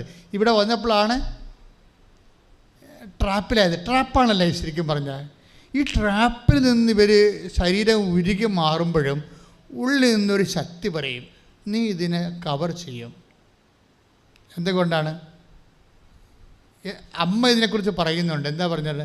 ശക്തനായവൻ എനിക്ക് വലിയ അത് ഉടമ്പടി എടുക്കുമ്പോൾ ഉണ്ടാകുന്ന ഫസ്റ്റ് ഫീലിംഗാണ്. ഫസ്റ്റ് ഫീലിംഗ് എന്ന് വെച്ചാൽ അമ്മ ഉടമ്പടി ചെയ്തില്ലേ, നീ ഗർഭം ധരിച്ചൊരു പുത്തനെ പ്രസവിക്കുമെന്ന് പറഞ്ഞല്ലോ. അതല്ലേ മരീൻ ഉടമ്പടിയുടെ ബേസ്, അതല്ലേ? നീ ഗർഭം ധരിച്ചൊരു പുത്തനെ പ്രസവിക്കും എന്ന് പറഞ്ഞപ്പോൾ അമ്മ പറഞ്ഞ് മെറിറ്റോറിയസ് ആയിട്ട് ഇത് നടക്കത്തില്ലെന്ന് പറയും. എന്താ എനിക്കതിനുള്ള മെറിറ്റില്ല. അവരുടെ മെറിറ്റിൻ്റെ പ്രശ്നമാണ്, യോഗ്യതയാണ്. എന്താണ്? ഞാൻ പുരുഷനെ, ഒരു കുഞ്ഞുണ്ടാകണമെങ്കിൽ പുരുഷനെ അറിയണ്ടേ, അതിലെൻ്റെ മെറിറ്റെന്ന് പറയണത്. ഞാൻ കന്യകയായിട്ട് ജീവിക്കാൻ തീരുമാനിച്ച ആളാണ്, അപ്പം ഞാൻ ഈ ഫീൽഡിൽ ഇല്ലാത്ത ആളാണെന്ന് പറയും. ഞാൻ ഈ ഫീൽഡിൽ ഇല്ലാത്ത ആളാണ്. അമ്മ കറക്റ്റ് കാര്യം പറഞ്ഞു. 10-16 വയസ്സേ ഉള്ളെങ്കിലും ഇവർ മുഴുവൻ പരിശുദ്ധാത്മാവ് നിറഞ്ഞിരിക്കണം. കാരണം 16 വയസ്സിന് 64 വയസ്സിൻ്റെ വായിലാണ് ഇവർ സംസാരിക്കണത്. എന്നാ സംസാരിക്കണത്? ഇതെങ്ങനെ സംഭവിക്കും? ഞാൻ പുരുഷനെ അറിയുന്നില്ലല്ലോ. ഇത് അമ്മ മാത്രം പറഞ്ഞതല്ല. ഇപ്പം ഇവരുടെയും അവസ്ഥ തന്നെയല്ലേ, നിഷ തോമസിൻ്റെ അവസ്ഥ തന്നെയല്ലേ. 10 കൊല്ലമായിട്ടൊക്കെ ടച്ചില്ല. പിന്നെ ഞാനിതെങ്ങനെ പ്രൊമട്ടർ എഴുതണത്? ഇതെങ്ങനെ സംഭവിക്കും? എനിക്കറിയത്തില്ലെന്നല്ലേ പറയണത്. എങ്ങനെ സംഭവിക്കുമെന്ന് വെച്ചാൽ ഞാൻ പുരുഷനെ അറിയുന്നില്ല എന്ന് പറഞ്ഞ വാക്കിലല്ല അവസാനിക്കണത്. ദാറ്റ് മീൻസ് എനിക്ക് മെറിറ്റില്ല എന്നാണ് എൻ്റെ അത് ഉടമ്പടി ബേസിൽ റീഡ് ചെയ്യണമെങ്കിൽ I have no merit in this field. ഈ മേഖലയിൽ എനിക്ക് മെറിറ്റ് ഇല്ല എന്നാണ് പറയണത്.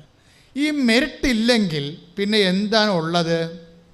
മെറിറ്റ് ഇല്ല എന്ന് പറഞ്ഞു കഴിഞ്ഞാൽ പിന്നെ ദൈവം എന്താ വർക്ക് ചെയ്യണത്? അപ്പോൾ പരിശുദ്ധാത്മാവ് മാലാഖ പറയും, അത് ശരിയാണ്, നിനക്ക് മെറിറ്റില്ല എന്ന് എനിക്കറിയാം, പക്ഷേ മെറിറ്റിലല്ലല്ലോ, മെറിറ്റിൽ മാത്രമല്ല ദൈവം കാര്യങ്ങൾ ചെയ്യണത്. അതാണ് ദൈവം എങ്ങനെ കാര്യം ചെയ്യണത്. പരിശുദ്ധാത്മാവും നിന്റെ മേൽ വരും. 1:30 വായിച്ച് ശ്രുതിക്കട്ടെ. ലൂക്കാ 1:35 തൊട്ട് വായിക്കുക. ശ്രുതിക്കട്ടെ. മറിയം ദൂതനോട് പറഞ്ഞു, ഏറ്റു പറഞ്ഞ മറിയം ദൂതനോട് പറഞ്ഞു, ഇതെങ്ങനെ സംഭവിക്കും? ഞാൻ പുരുഷനെ അറിയുന്നില്ലല്ലോ. കണ്ട, എങ്ങനെ സംഭവിക്കും? ഇല്ലല്ലോ. എങ്ങനെ സംഭവിക്കും? ഇല്ലല്ലോ എന്ന് വെച്ച് കഴിഞ്ഞാൽ മെറിറ്റാണ് അടുത്ത വിഷയം. ഓരോ വിഷയത്തിൻ്റെ അകത്തും നമുക്ക് മെറിറ്റ് ഇല്ലെങ്കിൽ സംഭവിക്കാൻ സാധ്യത. എങ്ങനെ നടക്കും? 2 കോടി കടമുണ്ടല്ലോ, എനിക്ക് വിറ്റാൽ തന്നെ എൻ്റെ കടം എൻ്റെ വീട് സ്ഥലം വിറ്റാൽ പോലും എൻ്റെ കടം വീട്ടാൻ പറ്റത്തില്ലല്ലോ. അതാണ് സാധനം.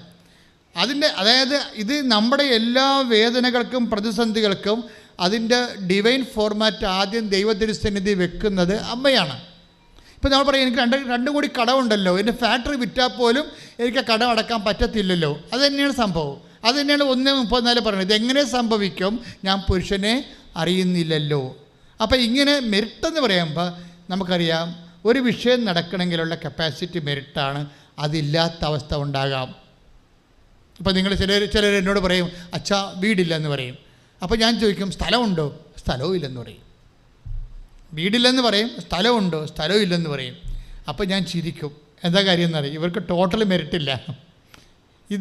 ഇവർക്ക് ടോട്ടൽ മെറിറ്റില്ല. ഇവർക്ക് ദൈവം ഒന്നേന്നും പറഞ്ഞ് എല്ലാം ചെയ്യണം. ഇവർ വൃത്തിയും വിനയമുള്ള സ്ത്രീയാണ് അല്ലെങ്കിൽ പുരുഷനാണ്, ഇതുമായിട്ടേ പോകത്തുള്ളൂ, ദൈവമായിട്ടേ പോകത്തുള്ളൂ എന്ന് ചിന്തിക്കുകയാണെങ്കിൽ ഇവർക്ക് 90 ദിവസത്തിനുള്ളിൽ സാധനമെല്ലാം അസൈൻഡ് ആകും. കാര്യം ഒന്നും ഇല്ലായ്മയാണില്ല നമ്മുടെ എല്ലാത്തിൻ്റെ ഉള്ളായ്മയുടെ ആദ്യ രൂപം എന്ന് പറയണത്. അതായത് ഞാൻ നേരത്തെ നിങ്ങൾ പറഞ്ഞപ്പോൾ നിങ്ങൾ ചിലപ്പോൾ നെറ്റിത്തുളിച്ച് കാണും, നിങ്ങൾ ഇങ്ങനെ മീഡിയേറ്ററായിട്ട് നിങ്ങളെ സഹായിക്കാൻ എല്ലായിടത്തും ആളെ നിർത്തിക്കഴിഞ്ഞാൽ നിങ്ങൾ അവസാനം ദരിദ്രന്മാരാകുമെന്ന് ഞാൻ പറഞ്ഞില്ലേ. അവിടെ ആങ്കിളുണ്ട്, ഇവിടെ ആൻറ്റി ഉണ്ട്, അവിടെ കൊച്ചാപ്പനുണ്ട്, അവിടെ വല്യപ്പനുണ്ട്, വല്യപ്പൻ്റെ മക്കളുണ്ട്, കസിൻസ് ഉണ്ടെന്നൊക്കെ പറഞ്ഞ് നിങ്ങൾ ഉണ്ടെന്നൊക്കെ പറഞ്ഞില്ലേ. അവസാനം കൊണ്ടേ പോകത്തുള്ളൂ. നിങ്ങൾ മനസ്സിലായില്ലേ? നിങ്ങൾ ഉണ്ടെങ്കിൽ ഇല്ലാത്ത പോലെ ജീവിക്കണം. ദൈവം മാത്രം ആണ് ഉള്ളത്. ഇവരൊക്കെ ഉണ്ടാകാം, ദൈവം തന്നതല്ലേ. ദൈവം തന്നതല്ലേ. അങ്കിളായാലും ആൻറ്റി ആയാലും ആരായാലും കൊച്ചാപ്പനായാലും ആരായാലും ആര് തന്നാണ്? ദൈവം തന്നാണ്. എല്ലാം ഉണ്ടെങ്കിലും ദൈവം ഇല്ലെങ്കിൽ ഏറ്റവും വലിയ ഇല്ലായ്മ ഫീൽ ചെയ്യണം നമുക്ക്. മനസ്സിലായി? ഇതുപോലെ തന്നെയാണ് ഉടമ്പടി എടുക്കുമ്പോൾ നിങ്ങളെന്താ ചെയ്തിരിക്കണത്? നിങ്ങളെ ടോട്ടൽ ഇല്ലായ്മയിലേക്ക് ദൈവം പുതിയ പദ്ധതിയുമായിട്ട് വരികയാണ്. എന്താ ചെയ്യണത്? അതായത് നമ്മൾ പരിശുദ്ധ അമ്മ ദൈവത്തോട് പറയുന്നൊരു വാക്യമാണ്. എന്താണ്? ഒന്ന് വായിച്ചോ. 1:34 ലൂക്ക 1:34 വായിച്ചേ. ഇതെങ്ങനെ സംഭവിക്കും? എന്നിട്ട് പറഞ്ഞേ, ഇതെങ്ങനെ സംഭവിക്കാം? ഇതെങ്ങനെ സംഭവിക്കും? ഞാൻ പുരുഷനെ അറിയുന്നില്ലല്ലോ. ഞാൻ പുരുഷനെ അറിയുന്നില്ലല്ലോ. ദൂതൻ മറുപടി പറഞ്ഞു. ഇത്ര ക്ലിയർ ആയില്ലേ? അപ്പം മെറിറ്റ് ഇല്ലെന്നുള്ള അമ്മ പറഞ്ഞല്ലോ, ഇല്ലേ? ഇനി ഇതെങ്ങനെ വർക്കൗട്ട് ചെയ്യണത്? ഉടമ്പടിയിലേക്ക് പോവുകയാണ്. ഉടമ്പടിയിലേക്ക് പതുക്കെ പോവുകയാണ്. അപ്പം ഉടമ്പടിയിലേക്ക് അമ്മയും ഈ ദൈവവും തമ്മിൽ ഉടമ്പടിയിലോട്ട് പോവുകയാണ്. ഇനി ഉടമ്പടിയിലോട്ട് അങ്ങനെ പോവുകയാണെന്ന്. അപ്പോൾ ആദ്യം അമ്മയുടെ ആ ഒരു ആസ്തി എന്താണെന്നുള്ളത് വെളിപ്പെടുത്തും, നമ്മുടെ ഇല്ലായ്മ വെളിപ്പെടുത്തും. അത് കഴിയുമ്പോൾ ഇതെങ്ങനെ സംഭവിക്കും? ഞാൻ പുരുഷനെ അറിയുന്നില്ലല്ലോ. അവൻ അടുത്ത വായിച്ചേ. പരിശുദ്ധാത്മാവ് നിന്റെ മേൽ വരും. അതാണപ്പം not by merit but by grace. അതാ 1:35 വന്നത്. അത് ഇല്ലെങ്കിൽ പിന്നെ അടുത്ത ഓപ്ഷൻ എന്താ ഉള്ളത്? ഇപ്പം നിങ്ങൾക്ക് വീടില്ല, സ്ഥലമില്ല, പ്രായം കൂടിപ്പോയി, പെണ്ണ് കെട്ടിയിട്ടില്ല, അങ്ങനെ കുറേ ഇല്ലായ്മ വരികയില്ലേ? ഇങ്ങനെ അതിനെല്ലാം നിങ്ങൾക്ക് മാനുഷികമായി പറഞ്ഞാൽ ഇല്ലെന്ന് തന്നെ വിചാരിക്കുക. മാനുഷികമായി പറഞ്ഞാൽ ഇല്ലാത്തവരിവിടെ ജീവിക്കണ്ടേ? മനുഷ്യന്മാർക്ക് ജീവിക്കേണ്ടിയിരിക്കും. പക്ഷേ നിന്നെ സൃഷ്ടിച്ച നിൻ്റെ ദൈവത്തിന് നീ ജീവിക്കണം എന്നതുകൊണ്ടാണ് ദൈവം ഉടമ്പടി സ്ഥാപിച്ചുകൊണ്ട് മെറിറ്റിലല്ലെങ്കിൽ ഇത് ഗ്രേസിൽ വർക്ക് ചെയ്യുമെന്ന് പറഞ്ഞത്. കൈയടിച്ച് കർത്താനോട് പരമദീപകാരണത്തിന് ആരാധനയും സ്തുതിയും പുകഴ്ചയും. അപ്പം മെറിറ്റിലെ ഇത് യോഗ്യതയിലെ ഇത് വർക്ക് ചെയ്യത്തില്ല എന്നുണ്ടെങ്കിൽ ഉടനെ ദൈവരഹസ്യം വെളിപ്പെടുക. എന്താ പറയണത്? പരിശുദ്ധാത്മാവ്. ലൂക്കാ 1:35 എന്താ പറയണത്? പരിശുദ്ധാത്മാവ് പറഞ്ഞേ, പരിശുദ്ധാത്മാവ് നിന്റെ മേൽ വരും. ഇനി പരിശുദ്ധാത്മാവ് നിന്റെ മേൽ വരുമെന്ന് പറയുമ്പോഴേ ഉടമ്പടി പ്രകാരം നമുക്ക് ലഭിക്കേണ്ടത് എന്താണ്? ശക്തിയാണ് ലഭിക്കേണ്ടത്. മനസ്സിലായില്ലേ? നമുക്ക് പവറില്ല, നമുക്ക് അതിനുള്ള കലിബറില്ല, കപ്പാസിറ്റി ഇല്ലെന്ന് പറഞ്ഞാൽ ദൈവം നമുക്ക് ബദൽ തരണത് എന്താണ്? പവർ ഓഫ് ഗോഡാണ്, എംപവർ. മനസ്സിലായോ? ഞാൻ എപ്പോഴും ഇപ്പോൾ IELTS കുഞ്ഞുങ്ങളെ എല്ലാവരെയും വിളിച്ച് നിർത്തിയില്ല ഇവിടെ. MOH, ഹാദ്, പ്രോമട്രി, BTech, PSC എല്ലാ പിള്ളേരെയും ഇവിടെ വിളിച്ച് നിർത്തും. എല്ലാ ദിവസവും വരുന്നവരെയൊക്കെ വിളിച്ച് നിർത്തും. പ്രാർത്ഥിക്കണം, അവർ പ്രാർത്ഥിക്കാൻ വേണ്ടി വരുന്നവരെ. ഞാൻ അവർക്ക് ആദ്യം ഒരു ആശീർവം കൊടുക്കും, വെഞ്ചരിച്ചത്, പ്രത്യേകിച്ച് വെഞ്ചരിച്ചത്. എന്നുവെച്ചാൽ ഉടമ്പടി പ്രകാരം നിങ്ങൾക്ക് ഞാൻ അവരോട് ചോദിക്കും, മക്കളെ എന്തെങ്കിലും ആശീർവം തരണമെന്നറിയാവോ? I am going to set your studies to the prayer. നിങ്ങളുടെ പ്രാർത്ഥനയും നിങ്ങളുടെ പഠനങ്ങളെ ഞാൻ ദൈവവുമായിട്ട് കണക്ട് ചെയ്യുകയാണ്. ഇനി കണക്ട് ചെയ്യണ പ്രിൻസിപ്പിൾ പറഞ്ഞു കൊടുക്കും. When you use this medal you just reset the credo. എന്താണ്? നിങ്ങൾ ഈ മെഡൽ ഉപയോഗിക്കുമ്പോൾ നിങ്ങൾ ആദ്യം എന്ത് ചെയ്യണം? വിശ്വാസപ്രമാണം ചൊല്ലണം. ഞാൻ ഈ ഉടമ്പടി വസ്തുക്കളിൽ ഒത്തിരിയേറെ അനുഭവം ഇപ്പോൾ ഈ ദിവസങ്ങളിൽ നടന്നൊരു അനുഭവം എന്ന് വെച്ചാൽ ആ ഉടമ്പടി സാക്ഷ്യം. ഇപ്പോൾ മേഴ്സി ദേവസ്യ, അതുപോലെ തന്നെ ഷെറിൻ ആലപ്പുഴ, ഇവരെല്ലാം ഉടമ്പടി ഈ തൈലം ഉദരത്തിൽ തേച്ച് സിസ്റ്റ് മാഞ്ഞുപോയ സാക്ഷ്യം കാണുന്നില്ല. പക്ഷെ ഞാൻ ഈ നേർച്ച വസ്തുക്കളെക്കുറിച്ച് ചുമ്മാ ഇങ്ങനെ ഇപ്പോൾ ഒരു സാക്ഷ്യം വന്നുകൊണ്ട് ഇങ്ങനെ പറയണം, അല്ലാതെ ബേസിക്കായിട്ട് ഞാൻ നേർച്ച വസ്തുക്കളെ ഇങ്ങനെ പൊലിപ്പിച്ചൊരിക്കലും പറയത്തില്ല. എന്താ കാര്യം വെച്ച് കഴിഞ്ഞാൽ, പറയാത്തതിൻ്റെ കാരണം വെച്ച് കഴിഞ്ഞാൽ അതിന് പല കാരണങ്ങളുണ്ട്. ചില സമയത്ത് ആദ്യമായിട്ട് കേൾക്കുന്നവന് ചിലപ്പോൾ അതൊരു പ്രൊമോഷനായിട്ട് തോന്നും. അതുകൊണ്ടാണ് ആൾക്കാർക്ക് ഉതപ്പുണ്ടാകാതിരിക്കാൻ വേണ്ടിയാണ് ഞാൻ.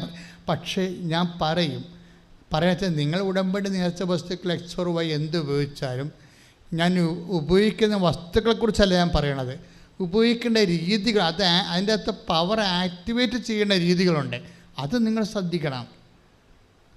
ഇപ്പോൾ ഉടമ്പടിയിലെ ഓരോ വിഷയവും, ഉടമ്പടി തൈലമായാലും ഉടമ്പടി ഉപ്പായാലും, ഇവിടെ പരിശുദ്ധ കുർബാന അർപ്പിച്ചുകൊണ്ട് 12 തരം മനുഷ്യൻ്റെ എല്ലാ വിഷയങ്ങളെയും സാരസംഗ്രഹിച്ചുകൊണ്ടുള്ള 12 പ്രാർത്ഥനകൾ ചൊല്ലിയാണ് ഇത് വെഞ്ചരിക്കണം.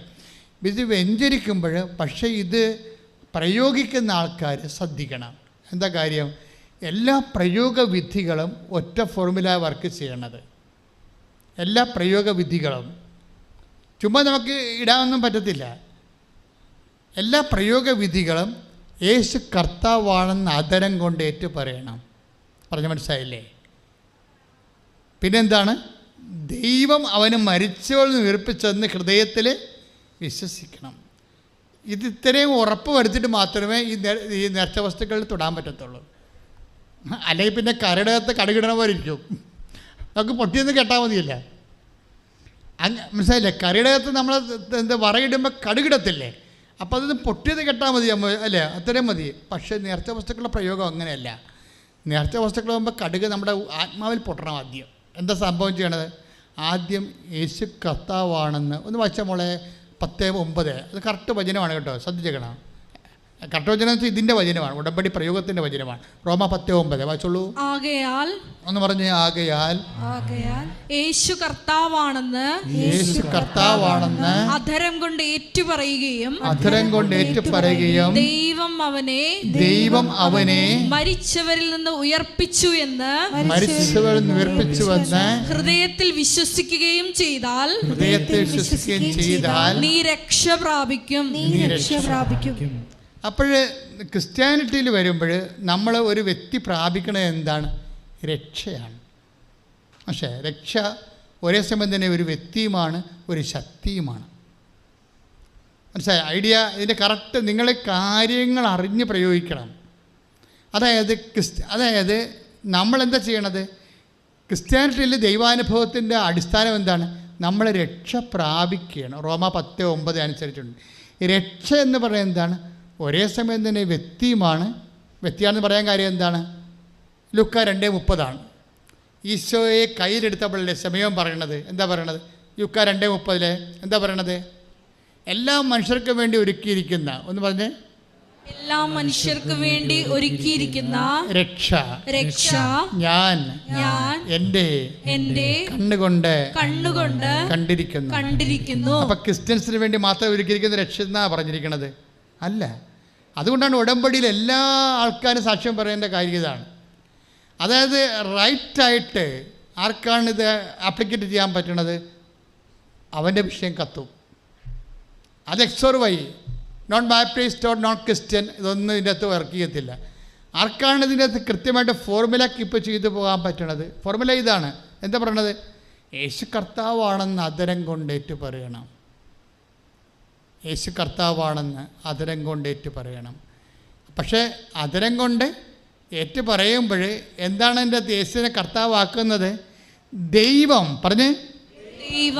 അവനെ മരിച്ചവരിൽ നിന്ന് ഉയർപ്പിച്ചുവെന്ന് ഹൃദയത്തിൽ വിശ്വസിക്കണം. അപ്പം തൊലിപ്പുറത്തുള്ള വിശ്വാസമല്ല, ഹൃദയത്തിൻ്റെ ഉള്ളിൽ വിശ്വസിക്കണം. എന്താ വിശ്വസിക്കണത്? അവൻ മരണത്തെ ജയിച്ചവനാണെന്ന്. ദൈവമേ, നിന്റെ വിഷയം എന്താണ്? കടമാണോ? ക്യാൻസറാണോ? മരണമല്ലല്ലോ. മരണത്തെ ജയിച്ചവനാണ് നിന്റെ കർത്താവ്. കൈയിടിച്ച് കർത്താവ് അച്ഛൻ എന്താ പറഞ്ഞത്? രക്ഷ ഒരു വ്യക്തിയാണെന്ന് മനസ്സിലായില്ലേ? ഇപ്പം ശിമയോൻ ഈശോനെ കയ്യിലെടുത്തപ്പോൾ എന്താ പറഞ്ഞത്? എല്ലാ മനുഷ്യർക്കും വേണ്ടി. ലൂക്ക 2:30 എല്ലാ മനുഷ്യർക്കും വേണ്ടി ഒരുക്കിയിരിക്കുന്ന പറഞ്ഞേ എല്ലാ മനുഷ്യർക്ക് വേണ്ടി ഒരുക്കിയിരിക്കുന്ന രക്ഷ ഞാൻ എൻ്റെ കണ്ണുകൊണ്ട് കണ്ടിരിക്കുന്നു. അപ്പൊ രക്ഷ ആരാണ്? ഒരു വ്യക്തിയാണ്. ഇനി ഈ വ്യക്തിയെ നമ്മൾ ഉടമ്പടി പ്രകാരം സ്നേഹിക്കുമ്പോൾ, മനസ്സിലായില്ലേ? വ്യക്തിയെ നമ്മൾ എന്താ ചെയ്യണത്? ഉടമ്പടി പ്രകാരം നമ്മൾ എന്താ ചെയ്യണത്? അതാണ് അത്. യോഹന്നാൻ 14:23 പിന്നെ വരണത്. എന്താണ്? നിങ്ങൾ എന്നെ സ്നേഹിക്കുകയും, ഈ വ്യക്തിയെ നമ്മൾ സ്നേഹിക്കണം. മനസ്സിലായില്ലേ? അതാ, നിങ്ങൾ എന്നെ സ്നേഹിക്കുകയും എൻ്റെ വാക്ക് നിങ്ങൾ പാലിക്കുകയും ചെയ്താൽ, നിങ്ങൾ ഉടമ്പടി ചെയ്താൽ, അവൻ പറയണ പോലെ ചെയ്താൽ എന്താണ്? എൻ്റെ പിതാവ് നിങ്ങളെ സ്നേഹിക്കുകയും ഞങ്ങൾ വന്ന് നിങ്ങളിൽ വാസമുറപ്പിക്കുകയും ചെയ്യും. അപ്പോൾ രക്ഷ നമ്മളിലേക്ക് അപ്ലോഡ് ചെയ്യുന്ന രീതി കണ്ടില്ലേ? ആ പ്രോസസ്സിങ് കണ്ടില്ലേ? എന്താ ചെയ്യണത്? അതുകൊണ്ട് തന്നെ എൻ്റെ മക്കൾ ഉടമ്പടി പ്രകാരം എന്തെങ്കിലും ചെയ്യണമെങ്കിലേ, നിങ്ങൾ വസ്ത്രമില്ലാത്തവർക്ക് വസ്ത്രം കൊടുത്താലും, നിങ്ങൾക്ക് ഇപ്പോൾ ചിലരെന്താ പറഞ്ഞത്, എനിക്ക് എൻ്റെ ഇംഗ്ലീഷ് ബാക്കാണെന്ന് അവൾ പറഞ്ഞില്ലേ? എത്രയോ പേര് നമ്മൾ പറയും, എനിക്ക് ഒരു കമ്പനി സ്റ്റഡി തരുവാന്ന് ചോദിക്കത്തില്ലേ? അപ്പോൾ എനിക്കില്ലേ, ഞാൻ എൻ്റെ പരീക്ഷയ്ക്ക് ഒരുങ്ങിയിരിക്കണം, നിങ്ങൾക്ക് വേണമെങ്കിൽ അവോയ്ഡ് ചെയ്യാം. നിങ്ങൾ പഠിക്കാൻ പറ്റാത്തവരെ പഠിപ്പിക്കണം. മനസ്സിലായില്ലേ? അത് ശവം അടക്കണത് എന്തുകൊണ്ടാണ് നമ്മൾ മണ്ണിടണത്? നമ്മൾ ശവം അടക്കാൻ നേരത്ത് നമ്മൾ ഒരു പിടി മണ്ണ് വാരിയിടത്തില്ലേ കുഴിയിലേട്ട്? അതെന്തിനങ്ങനെ ഇടണത്? അതായത് മരിച്ചവരെ അടക്കുക എന്നുള്ളതൊരു പുണ്യമാണ്, പഴയ നിയമത്തിൽ തുടർന്ന പുണ്യമാണ്, പഴയ പുണ്യമാണത്. അല്ല നിങ്ങൾ ബന്ധം പിരിക്കണത് ആന കൂനെന്നൊക്കെ പറഞ്ഞ ചുമ്മാ നാട്ടു വർത്താനമാണ്, അതൊന്നും ഇതുമായിട്ട് ബന്ധമില്ല. ഇതിൻ്റെ ബിബ്ലിക്കൽ ബാക്ക്ഗ്രൗണ്ട് എന്ന് പറഞ്ഞാൽ തോബിയാസിൻ്റെ പുസ്തകമാണ്. മരിച്ചവരെ അടക്കണത് ഒരു പ്രതികൂലമായ സാഹചര്യമായിരുന്ന കാലത്ത് പോലും തോബിയാസ് മരിച്ചവരെ അടക്കിയിട്ട് വന്നിട്ടാണ് ഭക്ഷണം കഴിച്ചത്. അപ്പം അടക്കുക എന്നുള്ളത് നമ്മളുടെ ഒരു മൗലികമായ ഭരണഘടന മൗലിക അവകാശം തന്നെ പോലെ നമ്മുടെ ജന്മത്തിൽ ദൈവം തന്നൊരു അവകാശം, ഇത് കടമയാണ്. എന്താണ്? മരിച്ചവരെ അടക്കുക. അതുകൊണ്ട് നമ്മൾ അടക്കത്തിനൊക്കെ പോണതിൻ്റെ കാരണം അതാണ്. അപ്പോൾ എന്ത് സംഭവിച്ചു കഴിഞ്ഞാൽ അങ്ങനെ ചെയ്യുമ്പോൾ അതൊരു ദൈവം ഏൽപ്പിച്ച മൗലികമായ ഒരു ഉത്തരവാദിത്വം നമ്മൾ നിർവഹിക്കുകയാണ് ചെയ്യണത്. ഈ മൗലിക ഉത്തരവാദിത്വം തന്നെയാണ് ഞാൻ നഗ്നനായിരുന്നു, നിങ്ങളെന്നെ ഉടുപ്പിച്ചു. ക്ലിയർ അല്ലേ? ഞാൻ രോഗിയായിരുന്നു, നിങ്ങളെന്നെ സന്ദർശിച്ചു. മൗലിക ഉത്തരവാദിത്വമാണ്. ഈ മൗലിക ഉത്തരവാദിത്വം നിറവേറ്റാനാണ് ഉടമ്പടി നിങ്ങളോട് പറയണത്. അവൻ പറയണ പോലെ ചെയ്യാൻ. പക്ഷേ we must do it out of pure love. മനസ്സിലായില്ലേ?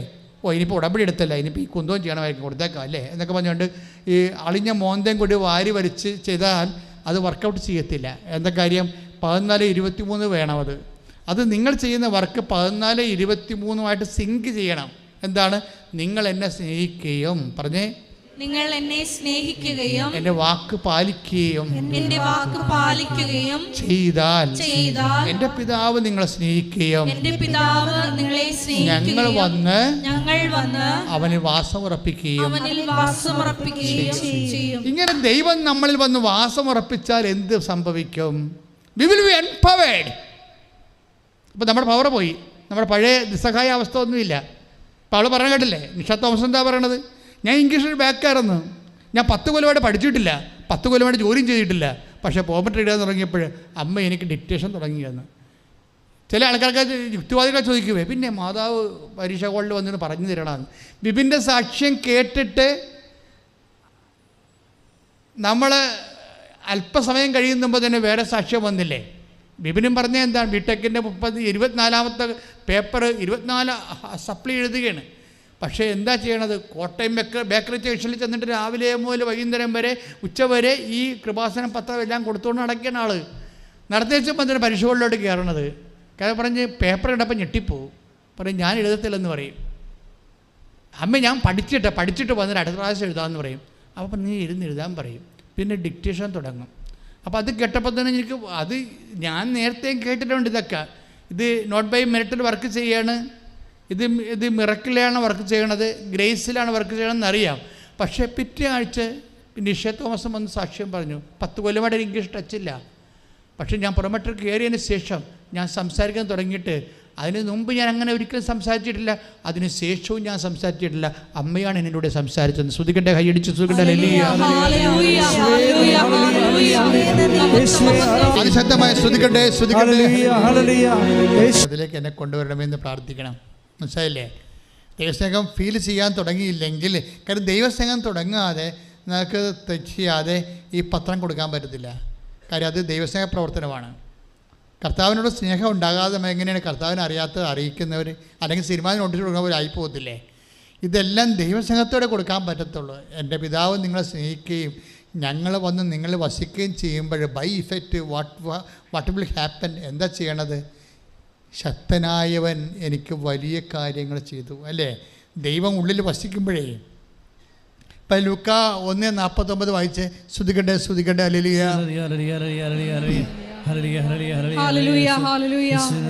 ലൂക്ക 1:49 ശക്തനായവൻ എനിക്ക് വലിയ കാര്യങ്ങൾ ചെയ്തിരിക്കുന്നു. ഒന്ന് പറഞ്ഞേ, ശക്തനായവൻ എനിക്ക് വലിയ കാര്യങ്ങൾ ചെയ്തിരിക്കുന്നു. അപ്പോഴേ ദൈവം ആരാണെന്ന് ഇപ്പോൾ വ്യക്തമല്ലേ? ദൈവം ആരാണ്?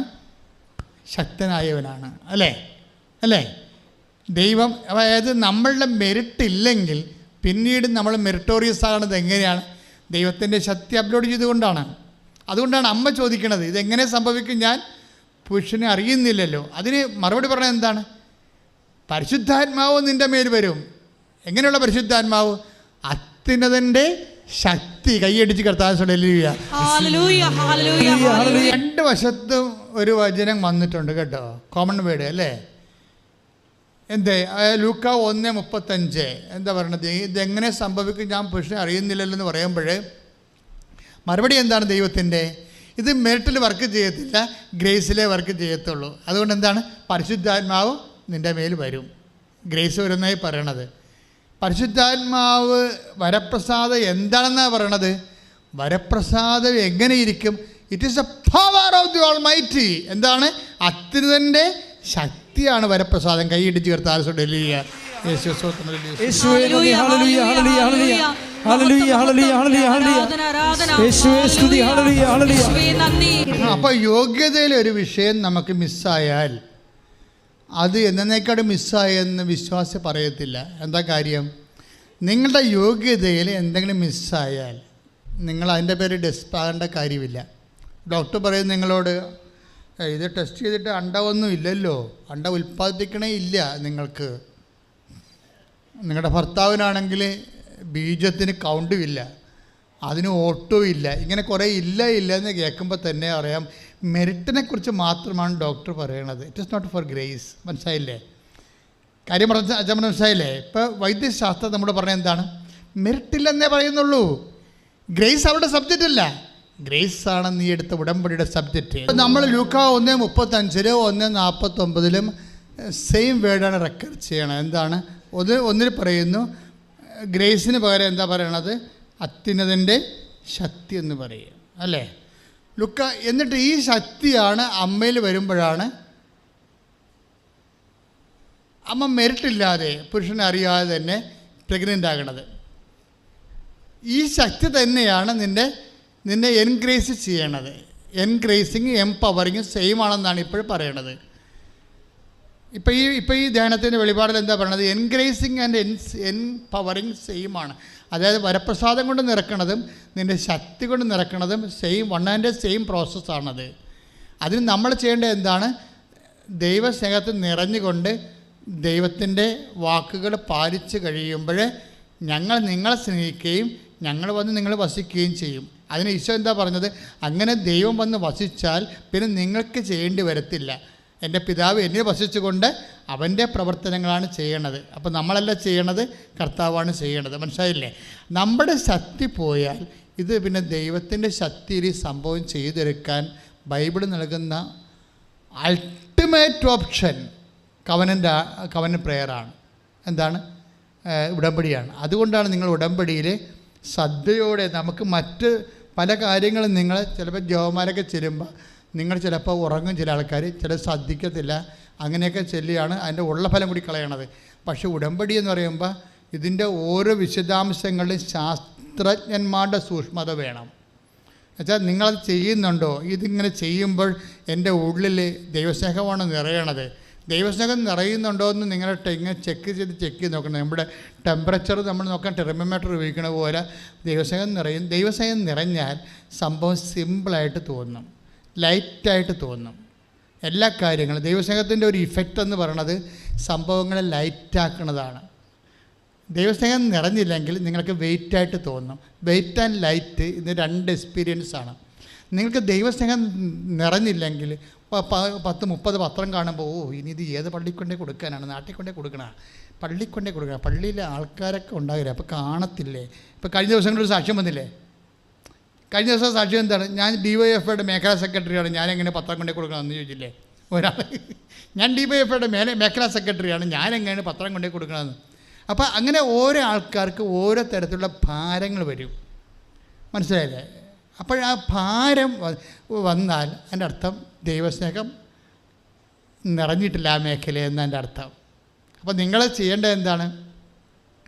നിങ്ങൾ ചെയ്യേണ്ട ഉടമ്പടിയുടെ ആ കാര്യങ്ങൾ പാലിക്കണമല്ലോ. അല്ലേ? ഇനിയിപ്പോൾ അതുകൊണ്ട് കുഴപ്പമുണ്ടായെന്ന് വേണ്ട, ഞാൻ കൂടെ കൊടുത്തേക്കാം. പത്രം നീ അമ്മ പള്ളിയിൽ പോകണ്ട, അമ്മ ഒരു പത്രം കൊടുത്തേക്ക്, പത്രം ഞാൻ കൊടുത്തേക്കാം. അവിടെ ഡിവൈഡ് ചെയ്യുന്നുണ്ട്. അതിനടുത്ത് ഈ സംഭവം 10 പത്രം പോലും കൊടുക്കണം നിനക്ക് ഭാരമാണ്, വെയിറ്റാണ് നിനക്ക് ഭാരം. ദാറ്റ് മീൻസ് ദൈവസ്നേഹം നിറഞ്ഞിട്ടില്ലെന്നർത്ഥം. ദൈവസ്നേഹം നിറഞ്ഞാൽ 10 പകരം 300 പത്രം നീ വാങ്ങിച്ചുകൊണ്ട് ഈസി ആയിട്ട് കൊടുക്കും, ലൈറ്റാവും. അപ്പം നമുക്ക് ദൈവസ്നേഹം നിറഞ്ഞോ ഇല്ലയോ എന്നറിയണത് ലൈറ്റാണോ വെയിറ്റാണോ എന്നറിഞ്ഞിട്ടാണ്. മനസ്സിലായില്ലേ? ഒരു കാര്യം, ഇപ്പോൾ രോഗിയെ പോയി കാണണം. അയ്യോ ഏത് രോഗിയാണ് കാണുന്നത്? എന്നാൽ പിന്നെ ഇളയമ്മയെ പോയി കണ്ടേക്കാം. അമ്മ ഇളയമ്മ ഇപ്പോൾ ആശുപത്രിയിൽ നിന്ന് പോകുന്ന അതാ വീട്ടിലുണ്ടാ? അതെന്താ ആശുപത്രിയിൽ നിന്ന് പോരണമെന്ന് വെച്ച് കഴിഞ്ഞാൽ വീട്ടിൽ ആശുപത്രിയിൽ പോകണമെങ്കിൽ ഒരു 3-4 വണ്ടി കയറിയ അല്ലെങ്കിൽ പോകണം. വീട്ടിലുണ്ടെങ്കിൽ കുഴപ്പമില്ല, അങ്ങോട്ട് ചെന്നാൽ മതിയല്ലോ. അപ്പോൾ ഇതിനകത്ത് അതാണ് ചോദിക്കണം, അമ്മ ഇപ്പോൾ ഇളയമ്മ ആശുപത്രിയിൽ നിന്ന് പോകുന്ന അതാ വീട്ടിലുണ്ടോ എന്ന് ചോദിക്കും. അതായത് ഇളയമ്മയെ കണ്ടുകൊണ്ട് ഉടമ്പടി ശരിയാകത്തില്ലേ? കർത്താവ് പറഞ്ഞിട്ടുണ്ട്, ബന്ധുക്കളൊക്കെ കണ്ടു കഴിഞ്ഞാൽ നിങ്ങളുടെ പ്രതിഫലം അപ്പം തന്നെ നിങ്ങൾക്ക് കിട്ടിയെന്ന്. ദൈവം തരത്തില്ല പ്രതിഫലം, അവർ വല്ലതും തരും, ചിരിച്ച് കാണിക്കത്തേ ഉള്ളൂ. നിങ്ങൾ മുന്തിരിയും ഓറഞ്ചും കൊണ്ടില്ലുമ്പോഴേ നിങ്ങളൊന്ന് ഇളിച്ച് കാണിക്കും, അവർ ചിരിച്ച് കാണിക്കും. ആ ചാപ്റ്റർ ക്ലോസ്. നിങ്ങളുടെ പ്രതിഫലം കിട്ടിക്കഴിഞ്ഞു എന്ന് തീർന്നു.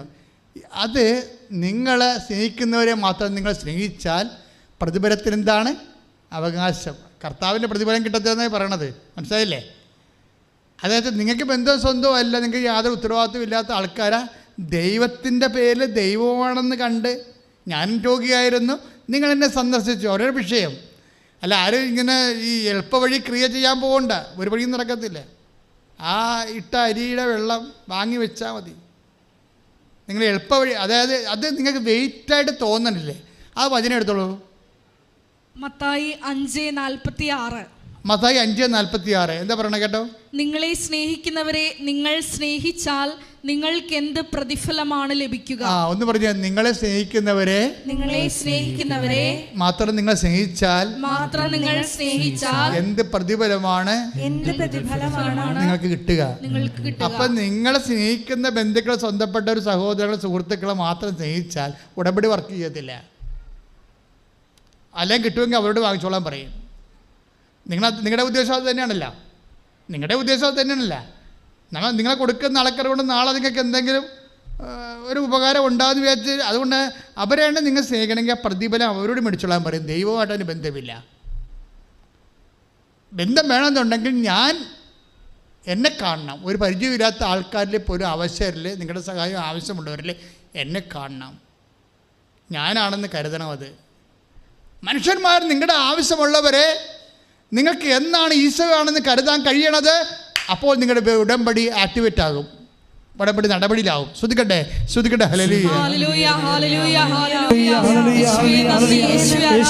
ഇടയ്ക്ക് എപ്പോഴും പറയാനുള്ള സംഭവമാണ് എന്താണ്? ഉടമ്പടി ഹെവി ഡ്യൂട്ടി ചെയ്യണ സബ്ജക്റ്റാണെന്ന് പറയും. പ്രാർത്ഥന പദ്ധതിയാണ് ഹെവി ഡ്യൂട്ടി എന്ന് വെച്ചാൽ വലിയ കാര്യങ്ങൾ ചെയ്യും. അപ്പം അത് അമ്മ പറഞ്ഞ എന്താണ്? അതാണ് അമ്മ പറഞ്ഞത്. ലുക്ക 1:49 എന്താ പറഞ്ഞത്? ശക്തനായവൻ എനിക്ക് പറഞ്ഞേ, എനിക്ക് വലിയ കാര്യങ്ങൾ ചെയ്തിരിക്കുന്നു. അതുകൊണ്ടാണ് ഉടമ്പടി വലിയ കാര്യങ്ങൾ ചെയ്യുന്ന പ്രാർത്ഥനയാണ്. പക്ഷെ ചെയ്യണത് ആരായിരിക്കും? നമ്മളായിരിക്കത്തില്ല. 14:10 ആയിരിക്കും യോഹന്നാൻ്റെ സുവിശേഷം. എൻ്റെ പിതാവ് നിങ്ങൾ വസിച്ചുകൊണ്ട് അവൻ്റെ ജോലി പൂർത്തിയാക്കുകയാണ്. അതായത് നിങ്ങളൊന്ന് ചിന്തിച്ച് നോക്കിയേ, ഈശോ അവസാനം പറഞ്ഞ വാക്കെന്താണ്? ഈശോ അവസാനം പറഞ്ഞ വാക്കെന്താണ്?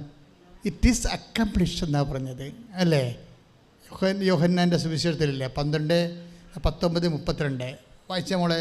യോഹന്നാൻ 19:32 ഇറ്റ് ഈസ് അക്കംപ്ലിഷ്ഡ്, എല്ലാം പൂർത്തിയായി, അല്ലേ? അങ്ങനെയല്ലേ ഈശോ പറഞ്ഞത്? യോഹന്നാൻ 19:30 യേശു വിനാഗിരി സ്വീകരിച്ചിട്ട് പറഞ്ഞു, എല്ലാം പൂർത്തിയായിരിക്കുന്നു. അവൻ തല ചായ്ച്ച് ആത്മാവിനെ സമർപ്പിച്ചു. കുറേ വാക്ക് അതിൻ്റെ അകത്തുണ്ട്. ഇതൊക്കെയാണുള്ളത്. യേശു വിനാഗിരി സ്വീകരിച്ചിട്ട് പറഞ്ഞു, എല്ലാം പൂർത്തിയായി, എല്ലാം പൂർത്തിയായി. പക്ഷേ എന്ത് പൂർത്തിയായി? ഒന്നും പൂർത്തിയായിട്ടില്ല. ഒരുത്തനും കൂടെ നിന്ന് ഏറ്റവും റൈറ്റ് ഹാൻഡ് എന്ന് പറഞ്ഞൊരു മനുഷ്യൻ നിൽപ്പുണ്ടായിരുന്നു കൂടെ.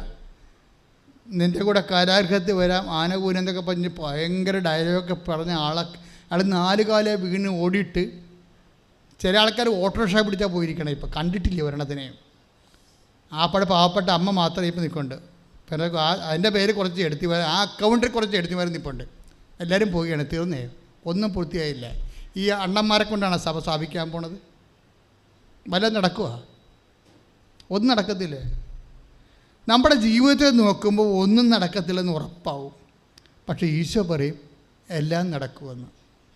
എല്ലാം പൂർത്തിയാകും എന്ന് വെച്ച് കഴിഞ്ഞാൽ എന്താ, അതായത് ഈശോയുടെ ആ കോൺഷ്യസ് എങ്ങനെ വർക്ക് ചെയ്യണമെന്ന് അറിയാമോ? ഈശോ പണ്ട് ഇത് പറഞ്ഞിട്ടുണ്ട്. ഈശോക്ക് വല്ലാത്ത വിശ്വാസമാണ് അപ്പായിൽ. അപ്പ എന്താ, അപ്പ പൂർത്തിയാക്കുമെന്നുള്ള പ്രീസപ്പോസിഷനിലാണ് ഈശോ എല്ലാം പൂർത്തിയായെന്ന് വിശ്വസിക്കുന്നത്. പ്രത്യാശയാണ് ഈശോ വിശ്വാസമായിട്ട് പ്രകടിപ്പിക്കുന്നത്. അപ്പ ഇതെല്ലാം കാര്യം ഇപ്പോഴത്തെ സിറ്റുവേഷനിൽ ഒരുത്തൻ ആത്മഹത്യ ചെയ്ത് തൂങ്ങിച്ചത്തല്ലേ, ഒരുത്തൻ തടി തപ്പിയെന്ന് പറയാം. അവിടുന്ന് എല്ലാ അണ്ണന്മാരൊക്കെ ബർക്കോസൊക്കെ തുണിയൊക്കെ ഉരിഞ്ഞാൽ ഓടിക്കളഞ്ഞിരിക്കണം. ഒരു പൊരിപിടിയും കിട്ടിയിട്ടില്ല. ഈ രാജ്യത്ത് പോലും കാണത്തില്ല ആ മനുഷ്യനെ. യവനെ തിരിച്ചു വിളിച്ച് കർത്താവ് സുവിശേഷം എഴുതിക്കും ആദ്യത്തെ. മനസ്സിലായില്ലേ? നിങ്ങളത് മനസ്സിലാക്കണം. ഒരു ട്രാജഡി കണ്ടുവന്ന് എല്ലാം തീർന്നെന്ന് പറയത്തില്ല. എല്ലാം എന്ത് ട്രാജഡിയിലാണ് നിൽക്കണമെങ്കിൽ ഇപ്പം നിങ്ങളുടെ വീട് ജപ്റ്റ് ചെയ്ത് പോയെന്ന് തന്നെ വിചാരിച്ചോ, പക്ഷേ നിങ്ങൾ പറയണം ഞാൻ പുതിയ വീട്ടിൽ താമസിക്കും. എന്താ കാര്യം? എൻ്റെ പിതാവ് എനിക്കത് ക്രമീകരിച്ച് തരും. കാര്യം ഇത് എപ്പോഴും ട്രാജഡി വന്ന മാക്സിമം ട്രാജഡിയിലാണ് ഈശോ പറയണത്. എന്താണ്? 19:30 എല്ലാം പൂർത്തിയായി. എല്ലാം പൂർത്തിയായെന്ന് പറയണത് എല്ലാം പൂർത്തിയാക്കുന്നവനിലുള്ള ആഴമായ വിശ്വാസത്തിലാണ്. എന്നിട്ട് അവൻ പറഞ്ഞാണ്, അവനെന്ത് ചെയ്ത് അത് പറഞ്ഞിട്ട് അവൻ തല ചായ്ച്ചു, തൻ്റെ ആത്മാവിനെ സമർപ്പിച്ചു. സമർപ്പിക്കണ ആരിലാണ് സമർപ്പിക്കണത്? ദൈവത്തിലാണ് സമർപ്പിക്കണത്. ടോട്ടലായിട്ട് എല്ലാം കൊളാപ്സായി. എല്ലാം കൊളാപ്സാകുമ്പോഴും അവസാനത്തെ അൾട്ടിമേറ്റ് ഓപ്ഷൻ പോലെ പിതാവിൻ്റെ തൃക്കരങ്ങളിലേക്ക് എല്ലാം അലങ്കോലപ്പെട്ട് എല്ലാം ചിന്ന ഭിന്നമായി നമ്മുടെ കയ്യിൽ നിന്ന് വിട്ടുപോകുമ്പോഴും അവസാനം ഈശോ എല്ലാം കൂടി സ്വരുക്കൂട്ടിക്കൊണ്ട് പിതാവിൻ്റെ തിരുസ്ഥനിൽ സമർപ്പിക്കും. ആ വാക്കുകളെല്ലാം ഭയങ്കര ഇടിവെട്ട് വാക്കുകളാണ്. എന്ന് വെച്ച് കഴിഞ്ഞാൽ അതൊരു ഒരു ഭൂമിയിൽ ഒരു മനുഷ്യാവതാരത്തിന് ചെയ്യാവുന്ന മാക്സിമം വിശ്വാസമാണ് എന്ന് ഈശോ പണ്ട് പറയുമായിരുന്നേ. നിങ്ങൾ ഈ കുർബാനയെക്കുറിച്ച് സ്ഥാപിച്ചപ്പോൾ ഈശോ പറയായിരുന്നു 6:32 വായിച്ചേ. ശ്രുതികട്ടെ ശ്രുതികട്ടെ ശ്രുതികട്ടെ ശ്രുതികട്ടെ ഹല്ലേലൂയ. യോഹന്നാൻ 6:32. യേശു പറഞ്ഞു, ഞാൻ നിങ്ങളോട് പറയുന്നു, മോശയല്ല നിങ്ങൾക്ക് സ്വർഗത്തിൽ നിന്ന് അപ്പം തന്നത്, എൻ്റെ പിതാവാണ് സ്വർഗത്തിൽ നിന്ന് നിങ്ങൾക്ക് യഥാർത്ഥമായ അപ്പം തരുന്നത്. അതായത് നടന്ന ഒരു കാര്യമാണ്. അതിനെ അതായത് അതിൻ്റെ പോസ്റ്റ് റിപ്പോർട്ടിങ് നടക്കുമ്പോൾ പിതാവായ ദൈവമാണ് മന്ന അപ്പം കൊടുത്തത്. പണ്ട് സ്വർഗത്തിൽ നിന്ന് ആകാശത്ത് നിന്ന് അപ്പം കൊടുത്തത്. എന്നിട്ട് അത് മോശ തന്നതാണെന്നാണ് അവർ കരുതിയിരുന്നത്. എന്നിട്ട് ഈശോ പറയും, എൻ്റെ പിതാവാണ് നിങ്ങൾക്ക് അപ്പം തന്നത് എന്ന് പറഞ്ഞിട്ട് പിന്നീട് ട്വിസ്റ്റ് ചെയ്തിട്ട് പറയും, എൻ്റെ പിതാവാണ് യഥാർത്ഥത്തിലുള്ള അപ്പം തരുന്നതെന്ന് പറയും. തരുന്നത് എന്ന് വെച്ചാൽ എല്ലാം പൂർത്തിയായെന്ന് പറഞ്ഞാൽ അത് ആ വചനങ്ങൾ നമ്മൾ ഇങ്ങോട്ട് കട്ട് ആൻഡ് പേസ്റ്റ് ചെയ്ത് കഴിഞ്ഞാൽ സംഭവിക്കാൻ പോകുന്ന കിട്ടുന്ന വചനം എന്താണ്? എല്ലാം ഒന്നും പൂർത്തിയായില്ലെങ്കിലും എൻ്റെ പിതാവ് എല്ലാം പൂർത്തിയാക്കും. ഈ വിശ്വാസത്തിൻ്റെ ഒരു ബയോളജി അതാണ്. വിശ്വാസത്തിൻ്റെ ഒരു ജീവശാസ്ത്രം ഇതെങ്ങനെയാണ് വർക്ക് ചെയ്യണത്. അല്ലെങ്കിൽ നമുക്ക് വേണേൽ കെമിസ്ട്രി എന്ന് വിളിക്കാം. വിശ്വാസത്തിൻ്റെ ഒരു കെമിസ്ട്രി അതാണ്. അതായത് ഒന്നും പൂർത്തിയാകുന്നില്ല, അലങ്കോലപ്പെട്ട് കിടക്കുകയാണ്. എന്നിട്ട് അതിലേക്ക് പിതാവിനെ കക്ഷി ചേർക്കും. കക്ഷി ചേർത്തിട്ട് ഉടമ്പടിയുടെ ഏറ്റവും വലിയ സംഭവം എന്ന് പറയുന്നത് നിൻ്റെ ജീവിത അവസ്ഥകൾ, നിന്നെ ബലഹീനമാക്കുന്ന ജീവിത അവസ്ഥകളിലേക്ക് പിതാവിനെയും പുത്രനെയും പരിശുദ്ധാത്മാവിനെയും കക്ഷി ചേർത്തുകൊണ്ട് നീ ശക്തനാവിനെ കൊണ്ട് വലിയ കാര്യം ചെയ്യിക്കുന്നതാണ് മേജർ. ഇപ്പോൾ സിസ്റ്റർ ഡെയ്സി ജോസഫിൻ്റെ സാക്ഷ്യം ആ വഴിക്ക് പോണതാണ്. സിസ്റ്റർ ഡെയ്സി ജോസഫ് ഒരു സൈക്കോളജിസ്റ്റാണ്, സൈക്കോ കൗൺസിലിംഗാണ്. അതായത് അവർ സൈക്കാട്രിയും കൗൺസിലിംഗും ഉള്ളതാണ്, ഡോക്ടറാണ്. അപ്പോൾ അവരുടെ സാക്ഷ്യം എന്ന് പറയണത്, അവർ പറയണ ഇതാണ്, ഞാൻ എപ്പോഴും എൻ്റെ അമ്മയോട് പറയും, അമ്മേ എനിക്ക് കൃപാസനം മാതാവിൻ്റെ ഒരു നല്ല സാക്ഷിയായി മാറണം. കൃപാസനം അമ്മയുടെ പ്രത്യക്ഷീകരണത്തിൻ്റെ വലിയ സാക്ഷിയായി അതിങ്ങനെ ആൾക്കാരെ പ്രാർത്ഥിക്കുന്ന സിസ്റ്റർ കേട്ടിട്ടുണ്ട്. സിസ്റ്റർ ഇവിടെ വന്നിട്ടില്ല, സിസ്റ്റർ കേട്ടിട്ടുണ്ട്. പക്ഷേ ഇത് പറഞ്ഞ് 7 ദിവസം കഴിയുമ്പോൾ ഷുഗറിൻ്റെ ടെസ്റ്റിന് വേണ്ടി സിസ്റ്റർ ഹോസ്പിറ്റലിൽ അഡ്മിറ്റ് ആവും. അപ്പോഴാണ് സിസ്റ്ററിന് മനസ്സിലാകണത് അവരുടെ ഉദരത്തിലൊരു മുഴ വളർന്നു നിൽപ്പുണ്ടെന്ന്. അപ്പോഴത് കേട്ട ഉടനെ ഇവർക്ക് ആദ്യത്തിന് ഭീതിയെങ്കിലും പെട്ടെന്ന് ഇവർക്ക് ദൈവികമായ ശക്തി ലഭിക്കും. സത്യം ലഭിച്ചിട്ട് ഇവരെന്നാ ചെയ്യും? ഇവർക്കിവിടെ വരാൻ പറ്റത്തില്ല. അവർക്ക് നല്ല ഹൈ ഡ്യൂട്ടിയിൽ നിൽക്കുന്ന കാരണം വയനാടാണ്, വരാൻ പറ്റണില്ല. അവർ കൊച്ചിയിലുള്ള ഒരു സുഹൃത്തിനെ വിളിച്ച് പറയും, ഒരു ചേച്ചീനെ വിളിച്ച് പറയും, എനിക്ക് വേണ്ടി ഇപ്പോൾ ഒരു ഉടമ്പടി എടുക്കാമോ എന്ന് ചോദിക്കും. അപ്പോൾ അവരങ്ങനെ തന്നെ, അവരുമാണെങ്കിൽ കൃപാസനത്തിൽ വരാൻ വേണ്ടി കൊതിച്ചിരുന്ന ആളാണ്. ഒരു ഗത്രു കിട്ടാൻ കൊണ്ട് നിൽക്കുകയായിരുന്നു. സിസ്റ്ററിങ്ങനെ ഒരു ഉന്ത് കിട്ടിയപ്പോൾ അവർ വന്നെടുത്ത്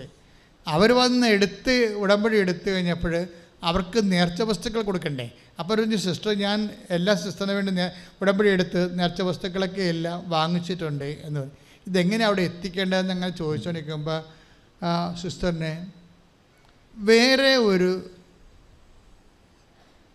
സിസ്റ്ററിൻ്റെ ഒരു റിലേഷനുള്ളവർ അവരെടുത്ത ഉടമ്പടി കാശുരൂപ അവർ ആ ചേട്ടൻ സർക്കാർ ജോലി അന്ന് പോകാതെ ലീവ് എടുത്തിട്ട് 1.5 കിലോമീറ്റർ ഡ്രൈവ് ചെയ്ത് 1.5 മണിക്കൂർ ഡ്രൈവ് ചെയ്ത് ഈ സിസ്റ്ററിന് കൊണ്ടേ കൊടുക്കും ഉടമ്പടി കാശുരൂപവും മറ്റ് നേർച്ച വസ്തുക്കളെല്ലാം.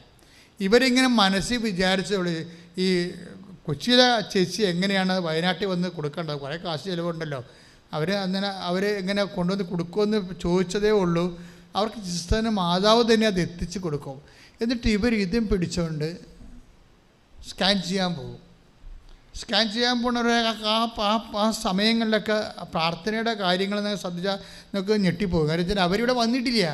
അവർക്കുള്ളത് എന്താണ്? അവർക്ക് വിശ്വാസമാണ് ഉള്ളത്, സ്നേഹത്തോടെയുള്ള വിശ്വാസമാണ്. പക്ഷെ അവരതിനകത്ത് വേറെ ഒരു കാര്യം പറയുന്നുണ്ട്. ഇവർ മനസ്സുകൊണ്ട് ദൈവമായിട്ട് ഉടമ്പടി ചെയ്ത ആളാണ്. അതാണ് ഈ മനസ്സുകൊണ്ട് ഉടമ്പടി ചെയ്തിട്ട് എന്താ സംഭവിച്ചിരിക്കുന്നത്? ആ ഉടമ്പടിയിലുള്ള അതിൻ്റെ അന്തസത്ത, ആധ്യാത്മിക അന്തസത്ത എന്ന് പറയുന്നത് പിതാവും പുത്രനും പരിശുദ്ധാത്മാവുമായിട്ട് നമുക്ക് ബന്ധം ഉണ്ടാകുകയാണല്ലോ. അപ്പോൾ സിസ്റ്റർ അതിൻ്റെ സാക്ഷ്യത്തിൽ പറയുന്നുണ്ട്, എനിക്ക് അപ്പായുമായിട്ട് നല്ല ബന്ധമാണ്, എൻ്റെ ജീവിതം തന്നെ ഞാൻ ഉടമ്പടി ചെയ്തതാണ്. അപ്പോൾ അതുകൊണ്ട് തന്നെ എനിക്ക് മരിയൻ ഉടമ്പടി ചെയ്യാൻ ഭയങ്കര കൊതിയായിരുന്നു. പക്ഷേ ഒരു അവസ്ഥ കിട്ടി അമ്മയ്ക്ക് ഒരു ചെയ്താൽ മാത്രം പോരാ, അമ്മയുടെ ഒരു സാക്ഷിയായിട്ട് മാറണമെന്ന് എൻ്റെ മനസ്സിലെപ്പോഴും എൻ്റെ ആത്മാവ് പറഞ്ഞുകൊണ്ടിരിക്കുമായിരുന്നു.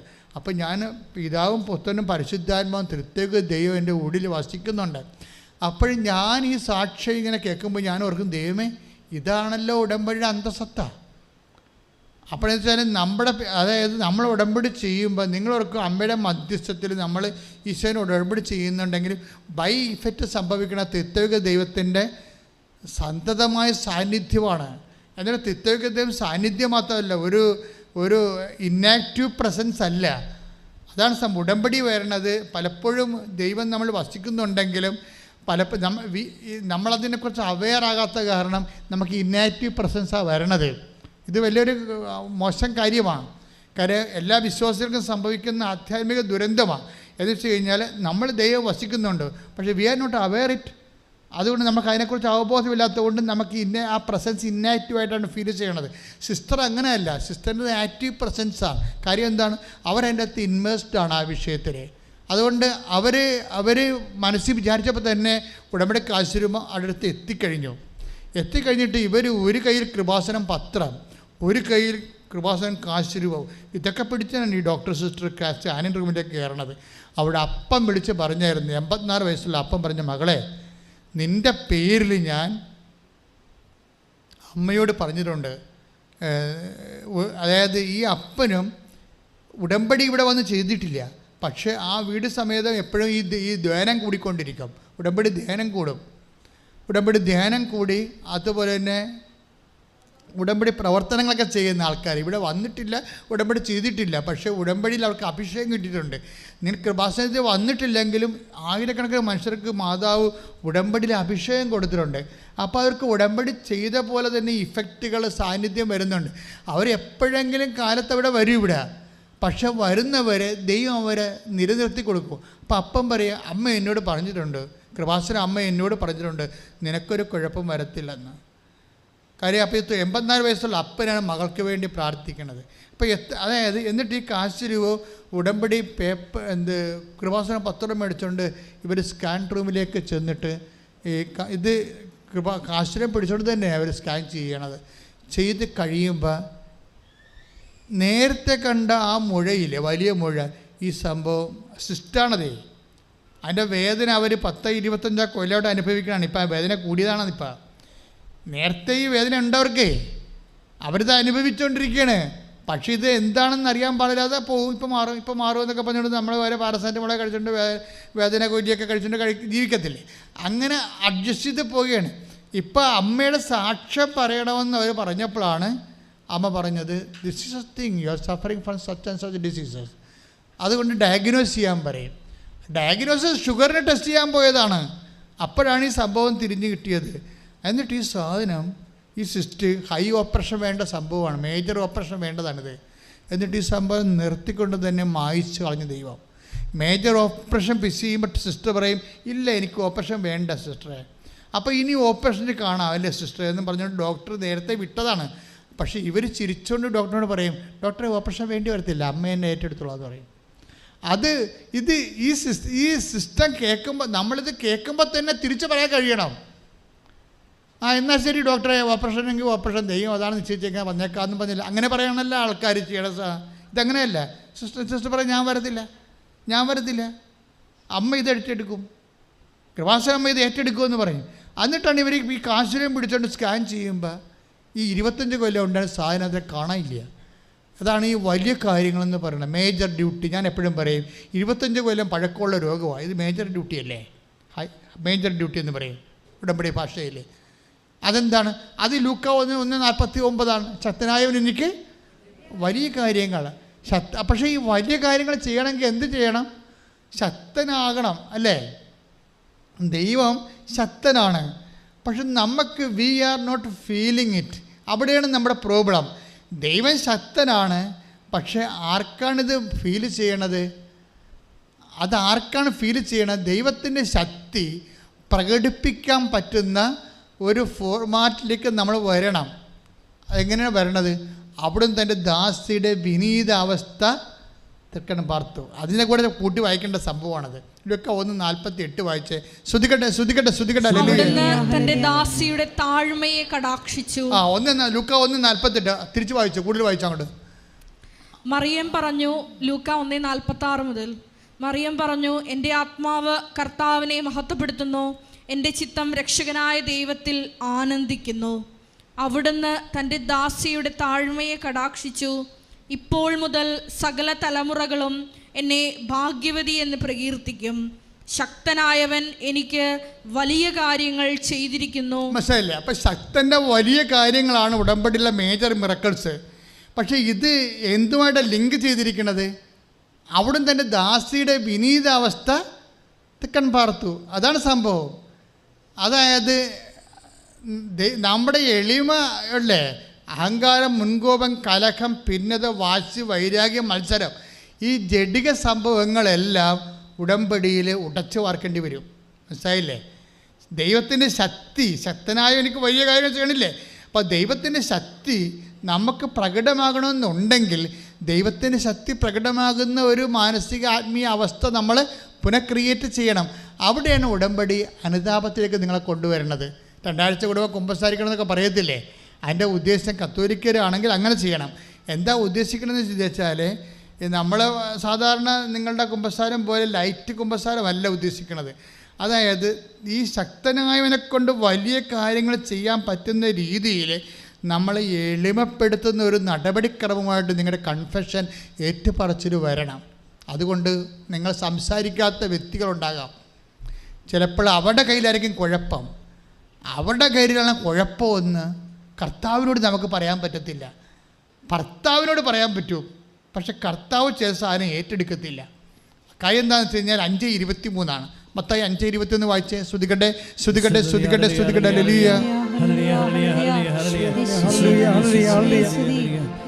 ആരാധന.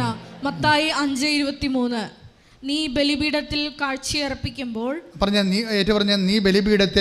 നീ ബലിപീഠത്തില് കാഴ്ചയർപ്പിക്കുമ്പോൾ നിന്റെ സഹോദരന് നിന്നോടെന്തെങ്കിലും വിരോധമുണ്ടെന്ന് അവിടെ വെച്ച് ഓർത്താൽ കാഴ്ചവസ്തു അവിടെ ബലിപീഠത്തിന് മുമ്പിൽ വെച്ചിട്ട് പോയി നിന്റെ സഹോദരനോട് പിന്നെ വന്ന് കാഴ്ചയർപ്പിക്കുക. അതാണ് വിഷയം. ഉടമ്പടിയുടെ മെയിൻ സംഭവമാണത്. അതായത് നിങ്ങൾക്ക് അങ്ങോട്ട് പരിഭവം ഉണ്ടാകുന്നത് തീർച്ചയായിട്ടും നമ്മൾ റെക്ടിഫൈ ചെയ്യണം.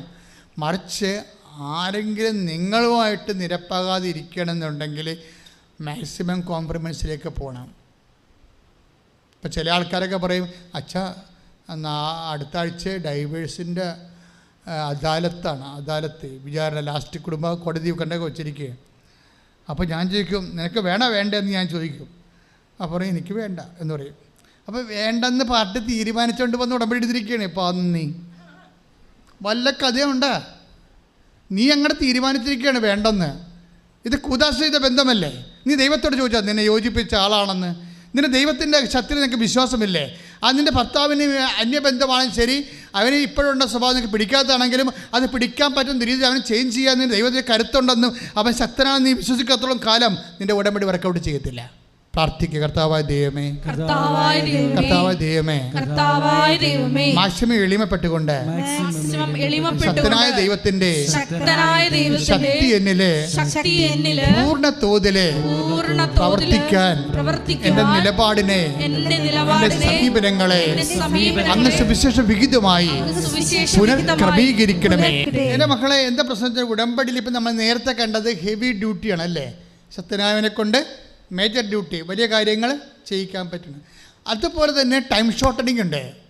ഉടമ്പടിയുടെ പ്രധാനപ്പെട്ട ഫീച്ചറാണ് ടൈം ഷോർട്ടനിങ്. ടൈം ഷോർട്ടനിങ് എന്ന് പറഞ്ഞാൽ എന്താണ്? സമയ ചുരുക്കം. അതെ, 10 കൊല്ലത്തെ ഗ്യാപ്പ് ഉണ്ടെങ്കിലും, കരിയർ ഗ്യാപ്പ് ഉണ്ടെങ്കിലും, എഡ്യൂക്കേഷൻ ഗ്യാപ്പ് ഉണ്ടെങ്കിലും, നിനക്ക് രക്ഷപ്പെടാൻ മാർഗ്ഗമില്ലെന്നുണ്ടെങ്കിലും അമ്മ വിചാരിച്ചാൽ നിന്നെ ടൈം ഷോർട്ട് ചെയ്ത് തരും. ഈ ജന്മത്തിൽ നടക്കാത്ത കാര്യമാണെങ്കിലും അമ്മ വിചാരിച്ചാൽ ഇതിൻ്റെ ടൈം ഷോർട്ട് ചെയ്യും. ടൈം ഷോർട്ടനിങ് ഇതിൻ്റെ മെയിൻ സംഭവമാണ്.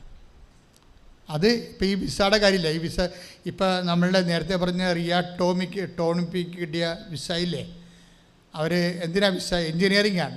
എൻജിനീയറിങ്ങിൻ്റെ ബിടെക് കഴിഞ്ഞിട്ട് എംടെക് വിദേശ രാജ്യത്തേക്കുള്ളതാണ്. അവർക്കാണ് കരിയർ ഗ്യാപ്പ് വന്നിരിക്കുന്നത്. അപ്പോൾ കരിയർ ഗ്യാപ്പ് വന്ന ഒരു വ്യക്തിക്ക് വിദേശ രാജ്യത്ത് 8 കൊല്ലത്തിന് ശേഷം എംടെക് ഡിഗ്രി UK നിന്ന് എടുക്കണമെങ്കിൽ നടക്കാത്ത കാര്യമാണ്. അതിൻ്റെ വിസ പ്രോസസ്സിങ്ങിന് എങ്ങനെയായാലും 1.5 കൊല്ലം എടുക്കും. അതാണ് 1.5 മാസത്തിനുള്ളിൽ ടൈം ഷോർട്ടനിങ് വന്നിരിക്കുന്നത്. ടൈം ഷോർട്ടനിങ് റിയയുടെ കാര്യത്തിൽ ഈ ടൈം ഷോർട്ടനിങ് വന്നില്ലേ?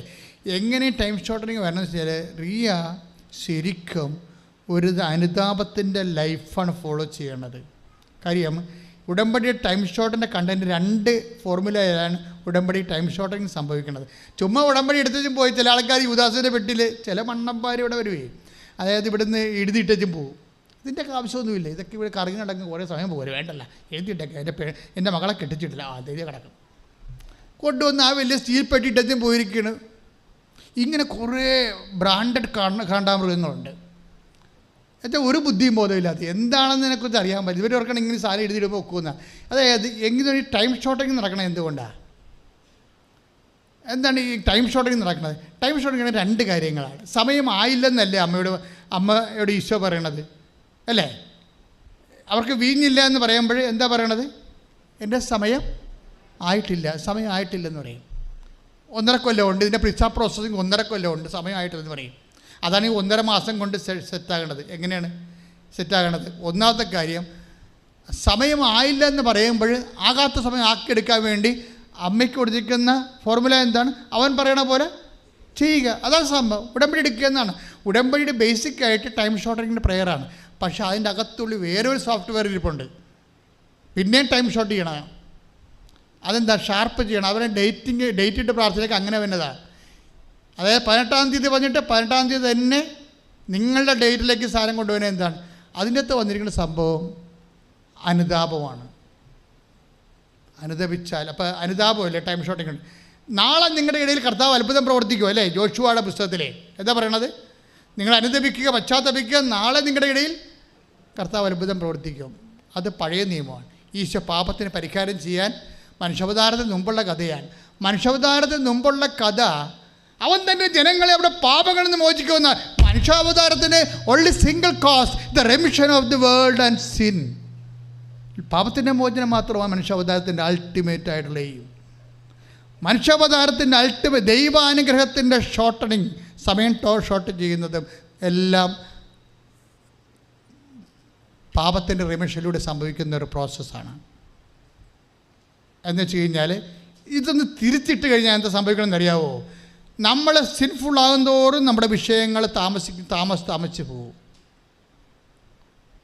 മനസ്സിലായോ? അതായത് ഇപ്പോഴ് ജോഷുവ എത്രയാണ് വായിച്ചോളൂ? ജോഷുവ 3:5. ജോഷുവ 3:5. നിങ്ങൾ പശ്ചാത്തപിക്കുവിൻ. പറഞ്ഞേ. നിങ്ങളെ തന്നെ ശുദ്ധീകരിക്കുവിൻ. നിങ്ങളെ തന്നെ ശുദ്ധീകരിക്കുവിൻ. നാളെ നിങ്ങളുടെ ഇടയിൽ കർത്താവ് അത്ഭുതങ്ങൾ പ്രവർത്തിക്കും. ഇവിടെ 2-3 പ്രശ്നമാണ്. കർത്താവ് അത്ഭുതങ്ങൾ പ്രവർത്തിക്കുന്നതാണ്. പക്ഷെ എപ്പോഴാണ്? നാളെയാണ്, ഇന്നല്ല. മനസ്സിലായില്ലേ? മനുഷ്യാവതാരത്തിന് മുമ്പുള്ള കഥ ഇങ്ങനെയാണ്. പക്ഷെ മനുഷ്യാവതാരം സംഭവിച്ചു കഴിഞ്ഞാൽ, മനുഷ്യാവതാരം എന്താ സംഭവിച്ചിരിക്കുന്നത്? മനുഷ്യാവതാരത്തിൻ്റെ അൾട്ടിമേറ്റ് എയിം എന്താണ്? എന്തുകൊണ്ടാണ് അമ്മയോട് മാലാഖ എന്താ പറയണത്? അവൻ തൻ്റെ ജനങ്ങളെ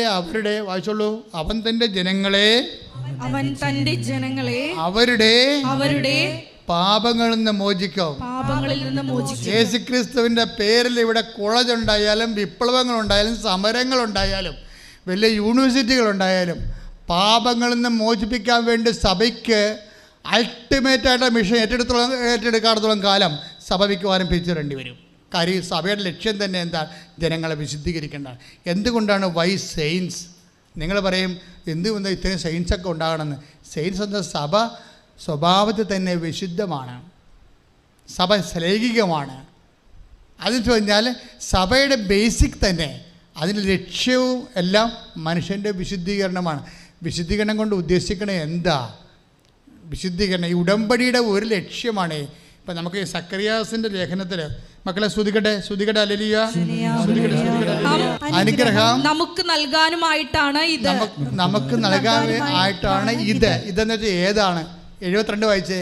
ലുക്ക 1:72. നമ്മുടെ പിതാക്കന്മാരോട് വാഗ്ദാനം ചെയ്ത ഒന്ന് പറഞ്ഞേ നമ്മുടെ പിതാക്കന്മാരോട് വാഗ്ദാനം ചെയ്ത കാരുണ്യം നിവർത്തിക്കാനും നമ്മുടെ പിതാവായ അബ്രാഹത്തോട് ചെയ്ത അവിടുത്തെ വിശുദ്ധമായ ഉടമ്പടി അനുസ്മരിക്കാനും ശത്രുക്കളുടെ കൈകളിൽ നിന്ന് വിമോചിതരായി നിർഭയം പരിശുദ്ധിയിലും നീതിയിലും എപ്പോഴും അവിടുത്തെ മുൻപിൽ ശുശ്രൂഷ ചെയ്യാൻ വേണ്ട അനുഗ്രഹം നമുക്ക് നൽകാനുമായിട്ടാണ് ഇത്. അതായത് ഉടമ്പടിയോട് ചേർന്ന് വരുന്ന എല്ലാ വിഷയങ്ങളും ദൈവം ഉടമ്പടി ചെയ്യത്തുള്ളൂ. ബാക്കി എല്ലാ ദൈവികമായ നടപടിക്രമങ്ങളും ഉടമ്പടിയുടെ ഭാഗമായിട്ട് വരുന്നതാണ്. സ്നാപകയോഹന്നാൻ്റെ ജനനം വരെ ഉടമ്പടിയുടെ ഭാഗമാണ്. അതാണ് ഇതെന്നൊക്കെ പറഞ്ഞത്. സക്കറിയ അപ്പനാണ്, അവൻ്റെ ജനനത്തെക്കുറിച്ച് പറയണതാണ്. എന്ന് വെച്ച് കഴിഞ്ഞാൽ ദൈവം നമ്മൾക്ക് ചെയ്യുന്ന എല്ലാ കാര്യങ്ങളും ദൈവികമായ ഉടമ്പടിയുടെ പറയണല്ല. ഉടമ്പടി അമ്മയാണല്ലോ ഉടമ്പടി ചെയ്തിരിക്കണതാണല്ലോ ഈശോനെ കിട്ടാൻ കാര്യം. ഇവർ ഉടമ്പടിയുടെ മാതാവല്ലേ. അമ്മ പിതാവായ ദൈവത്തോട് ചെയ്ത ഉടമ്പടിയുടെ ഭാഗമായിട്ടാണ് നമുക്ക് ഈശോനെ കിട്ടുന്നത്. ഈശോനെ കിട്ടിയതിൻ്റെ ലക്ഷ്യം എന്താണ്? അവൻ തൻ്റെ ജനങ്ങളെ അവിടെ പാപങ്ങളിൽ നിന്ന് മോചിക്കും. Read it. ശ്രദ്ധിക്കട്ടെ. അവളൊരു പുത്രനെ പ്രസവിക്കും. നീ അവന് യേശു എന്ന് പേരിടണം. എന്തെന്നാൽ അവൻ തന്റെ ജനത്തെ അവരുടെ പാപങ്ങളിൽ നിന്ന് മോചിപ്പിക്കും. അവൻ തന്റെ ജനത്തെ അവരുടെ പാപങ്ങളിൽ നിന്ന് മോചിപ്പിക്കും. മനുഷ്യാവതാരത്തിൻ്റെ അൾട്ടിമേറ്റ് ഓപ്ഷൻ, അടിസ്ഥാന ലക്ഷ്യം എന്താണ്? പാപമോചനമാണ്. അതുകൊണ്ടാണ് സക്കറിയ പറയണത് 1:75 എന്താ പറഞ്ഞത്? സക്കറിയ സ്തുതിക്കട്ടെ ഹല്ലേലൂയ.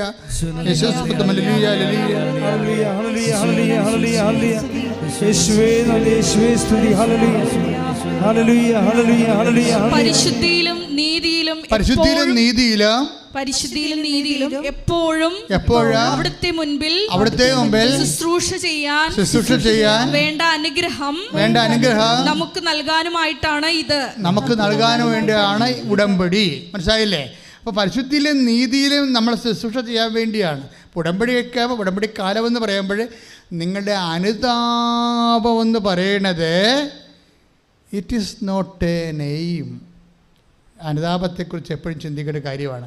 അനുതാപം ഒരു ലക്ഷ്യമല്ല. അനുതാപം ഒരു ഇഫക്റ്റാണ്. എന്താണ് ഇഫക്റ്റ് എന്ന് പറയണത്? ദൈവസ്നേഹം നിങ്ങൾ നിറയുമ്പോൾ ഓട്ടോമാറ്റിക്കായിട്ട് ഉണ്ടാകുന്ന കാര്യമാണ് അനുതാപം. മനസ്സിലായോ? ദൈവസ്നേഹമാണ് നിങ്ങൾക്ക് അനുതാപം ഉണ്ടാകുന്നത്. അപ്പം നിങ്ങൾ ചെയ്യേണ്ടത് എന്താണ്? ദൈവസ്നേഹം വർദ്ധിക്കാൻ വേണ്ടി, ഇപ്പോൾ കറണ്ടില്ലാതെ കാറ്റില്ല, വെളിച്ചമില്ല, ഇല്ലേ? ഇപ്പോൾ വെളിച്ചമായാലും കറണ്ട് കാറ്റായാലും നമുക്ക് വേണമെങ്കിൽ എന്ത് വേണം? ദൈവസ്നേഹം വേണം.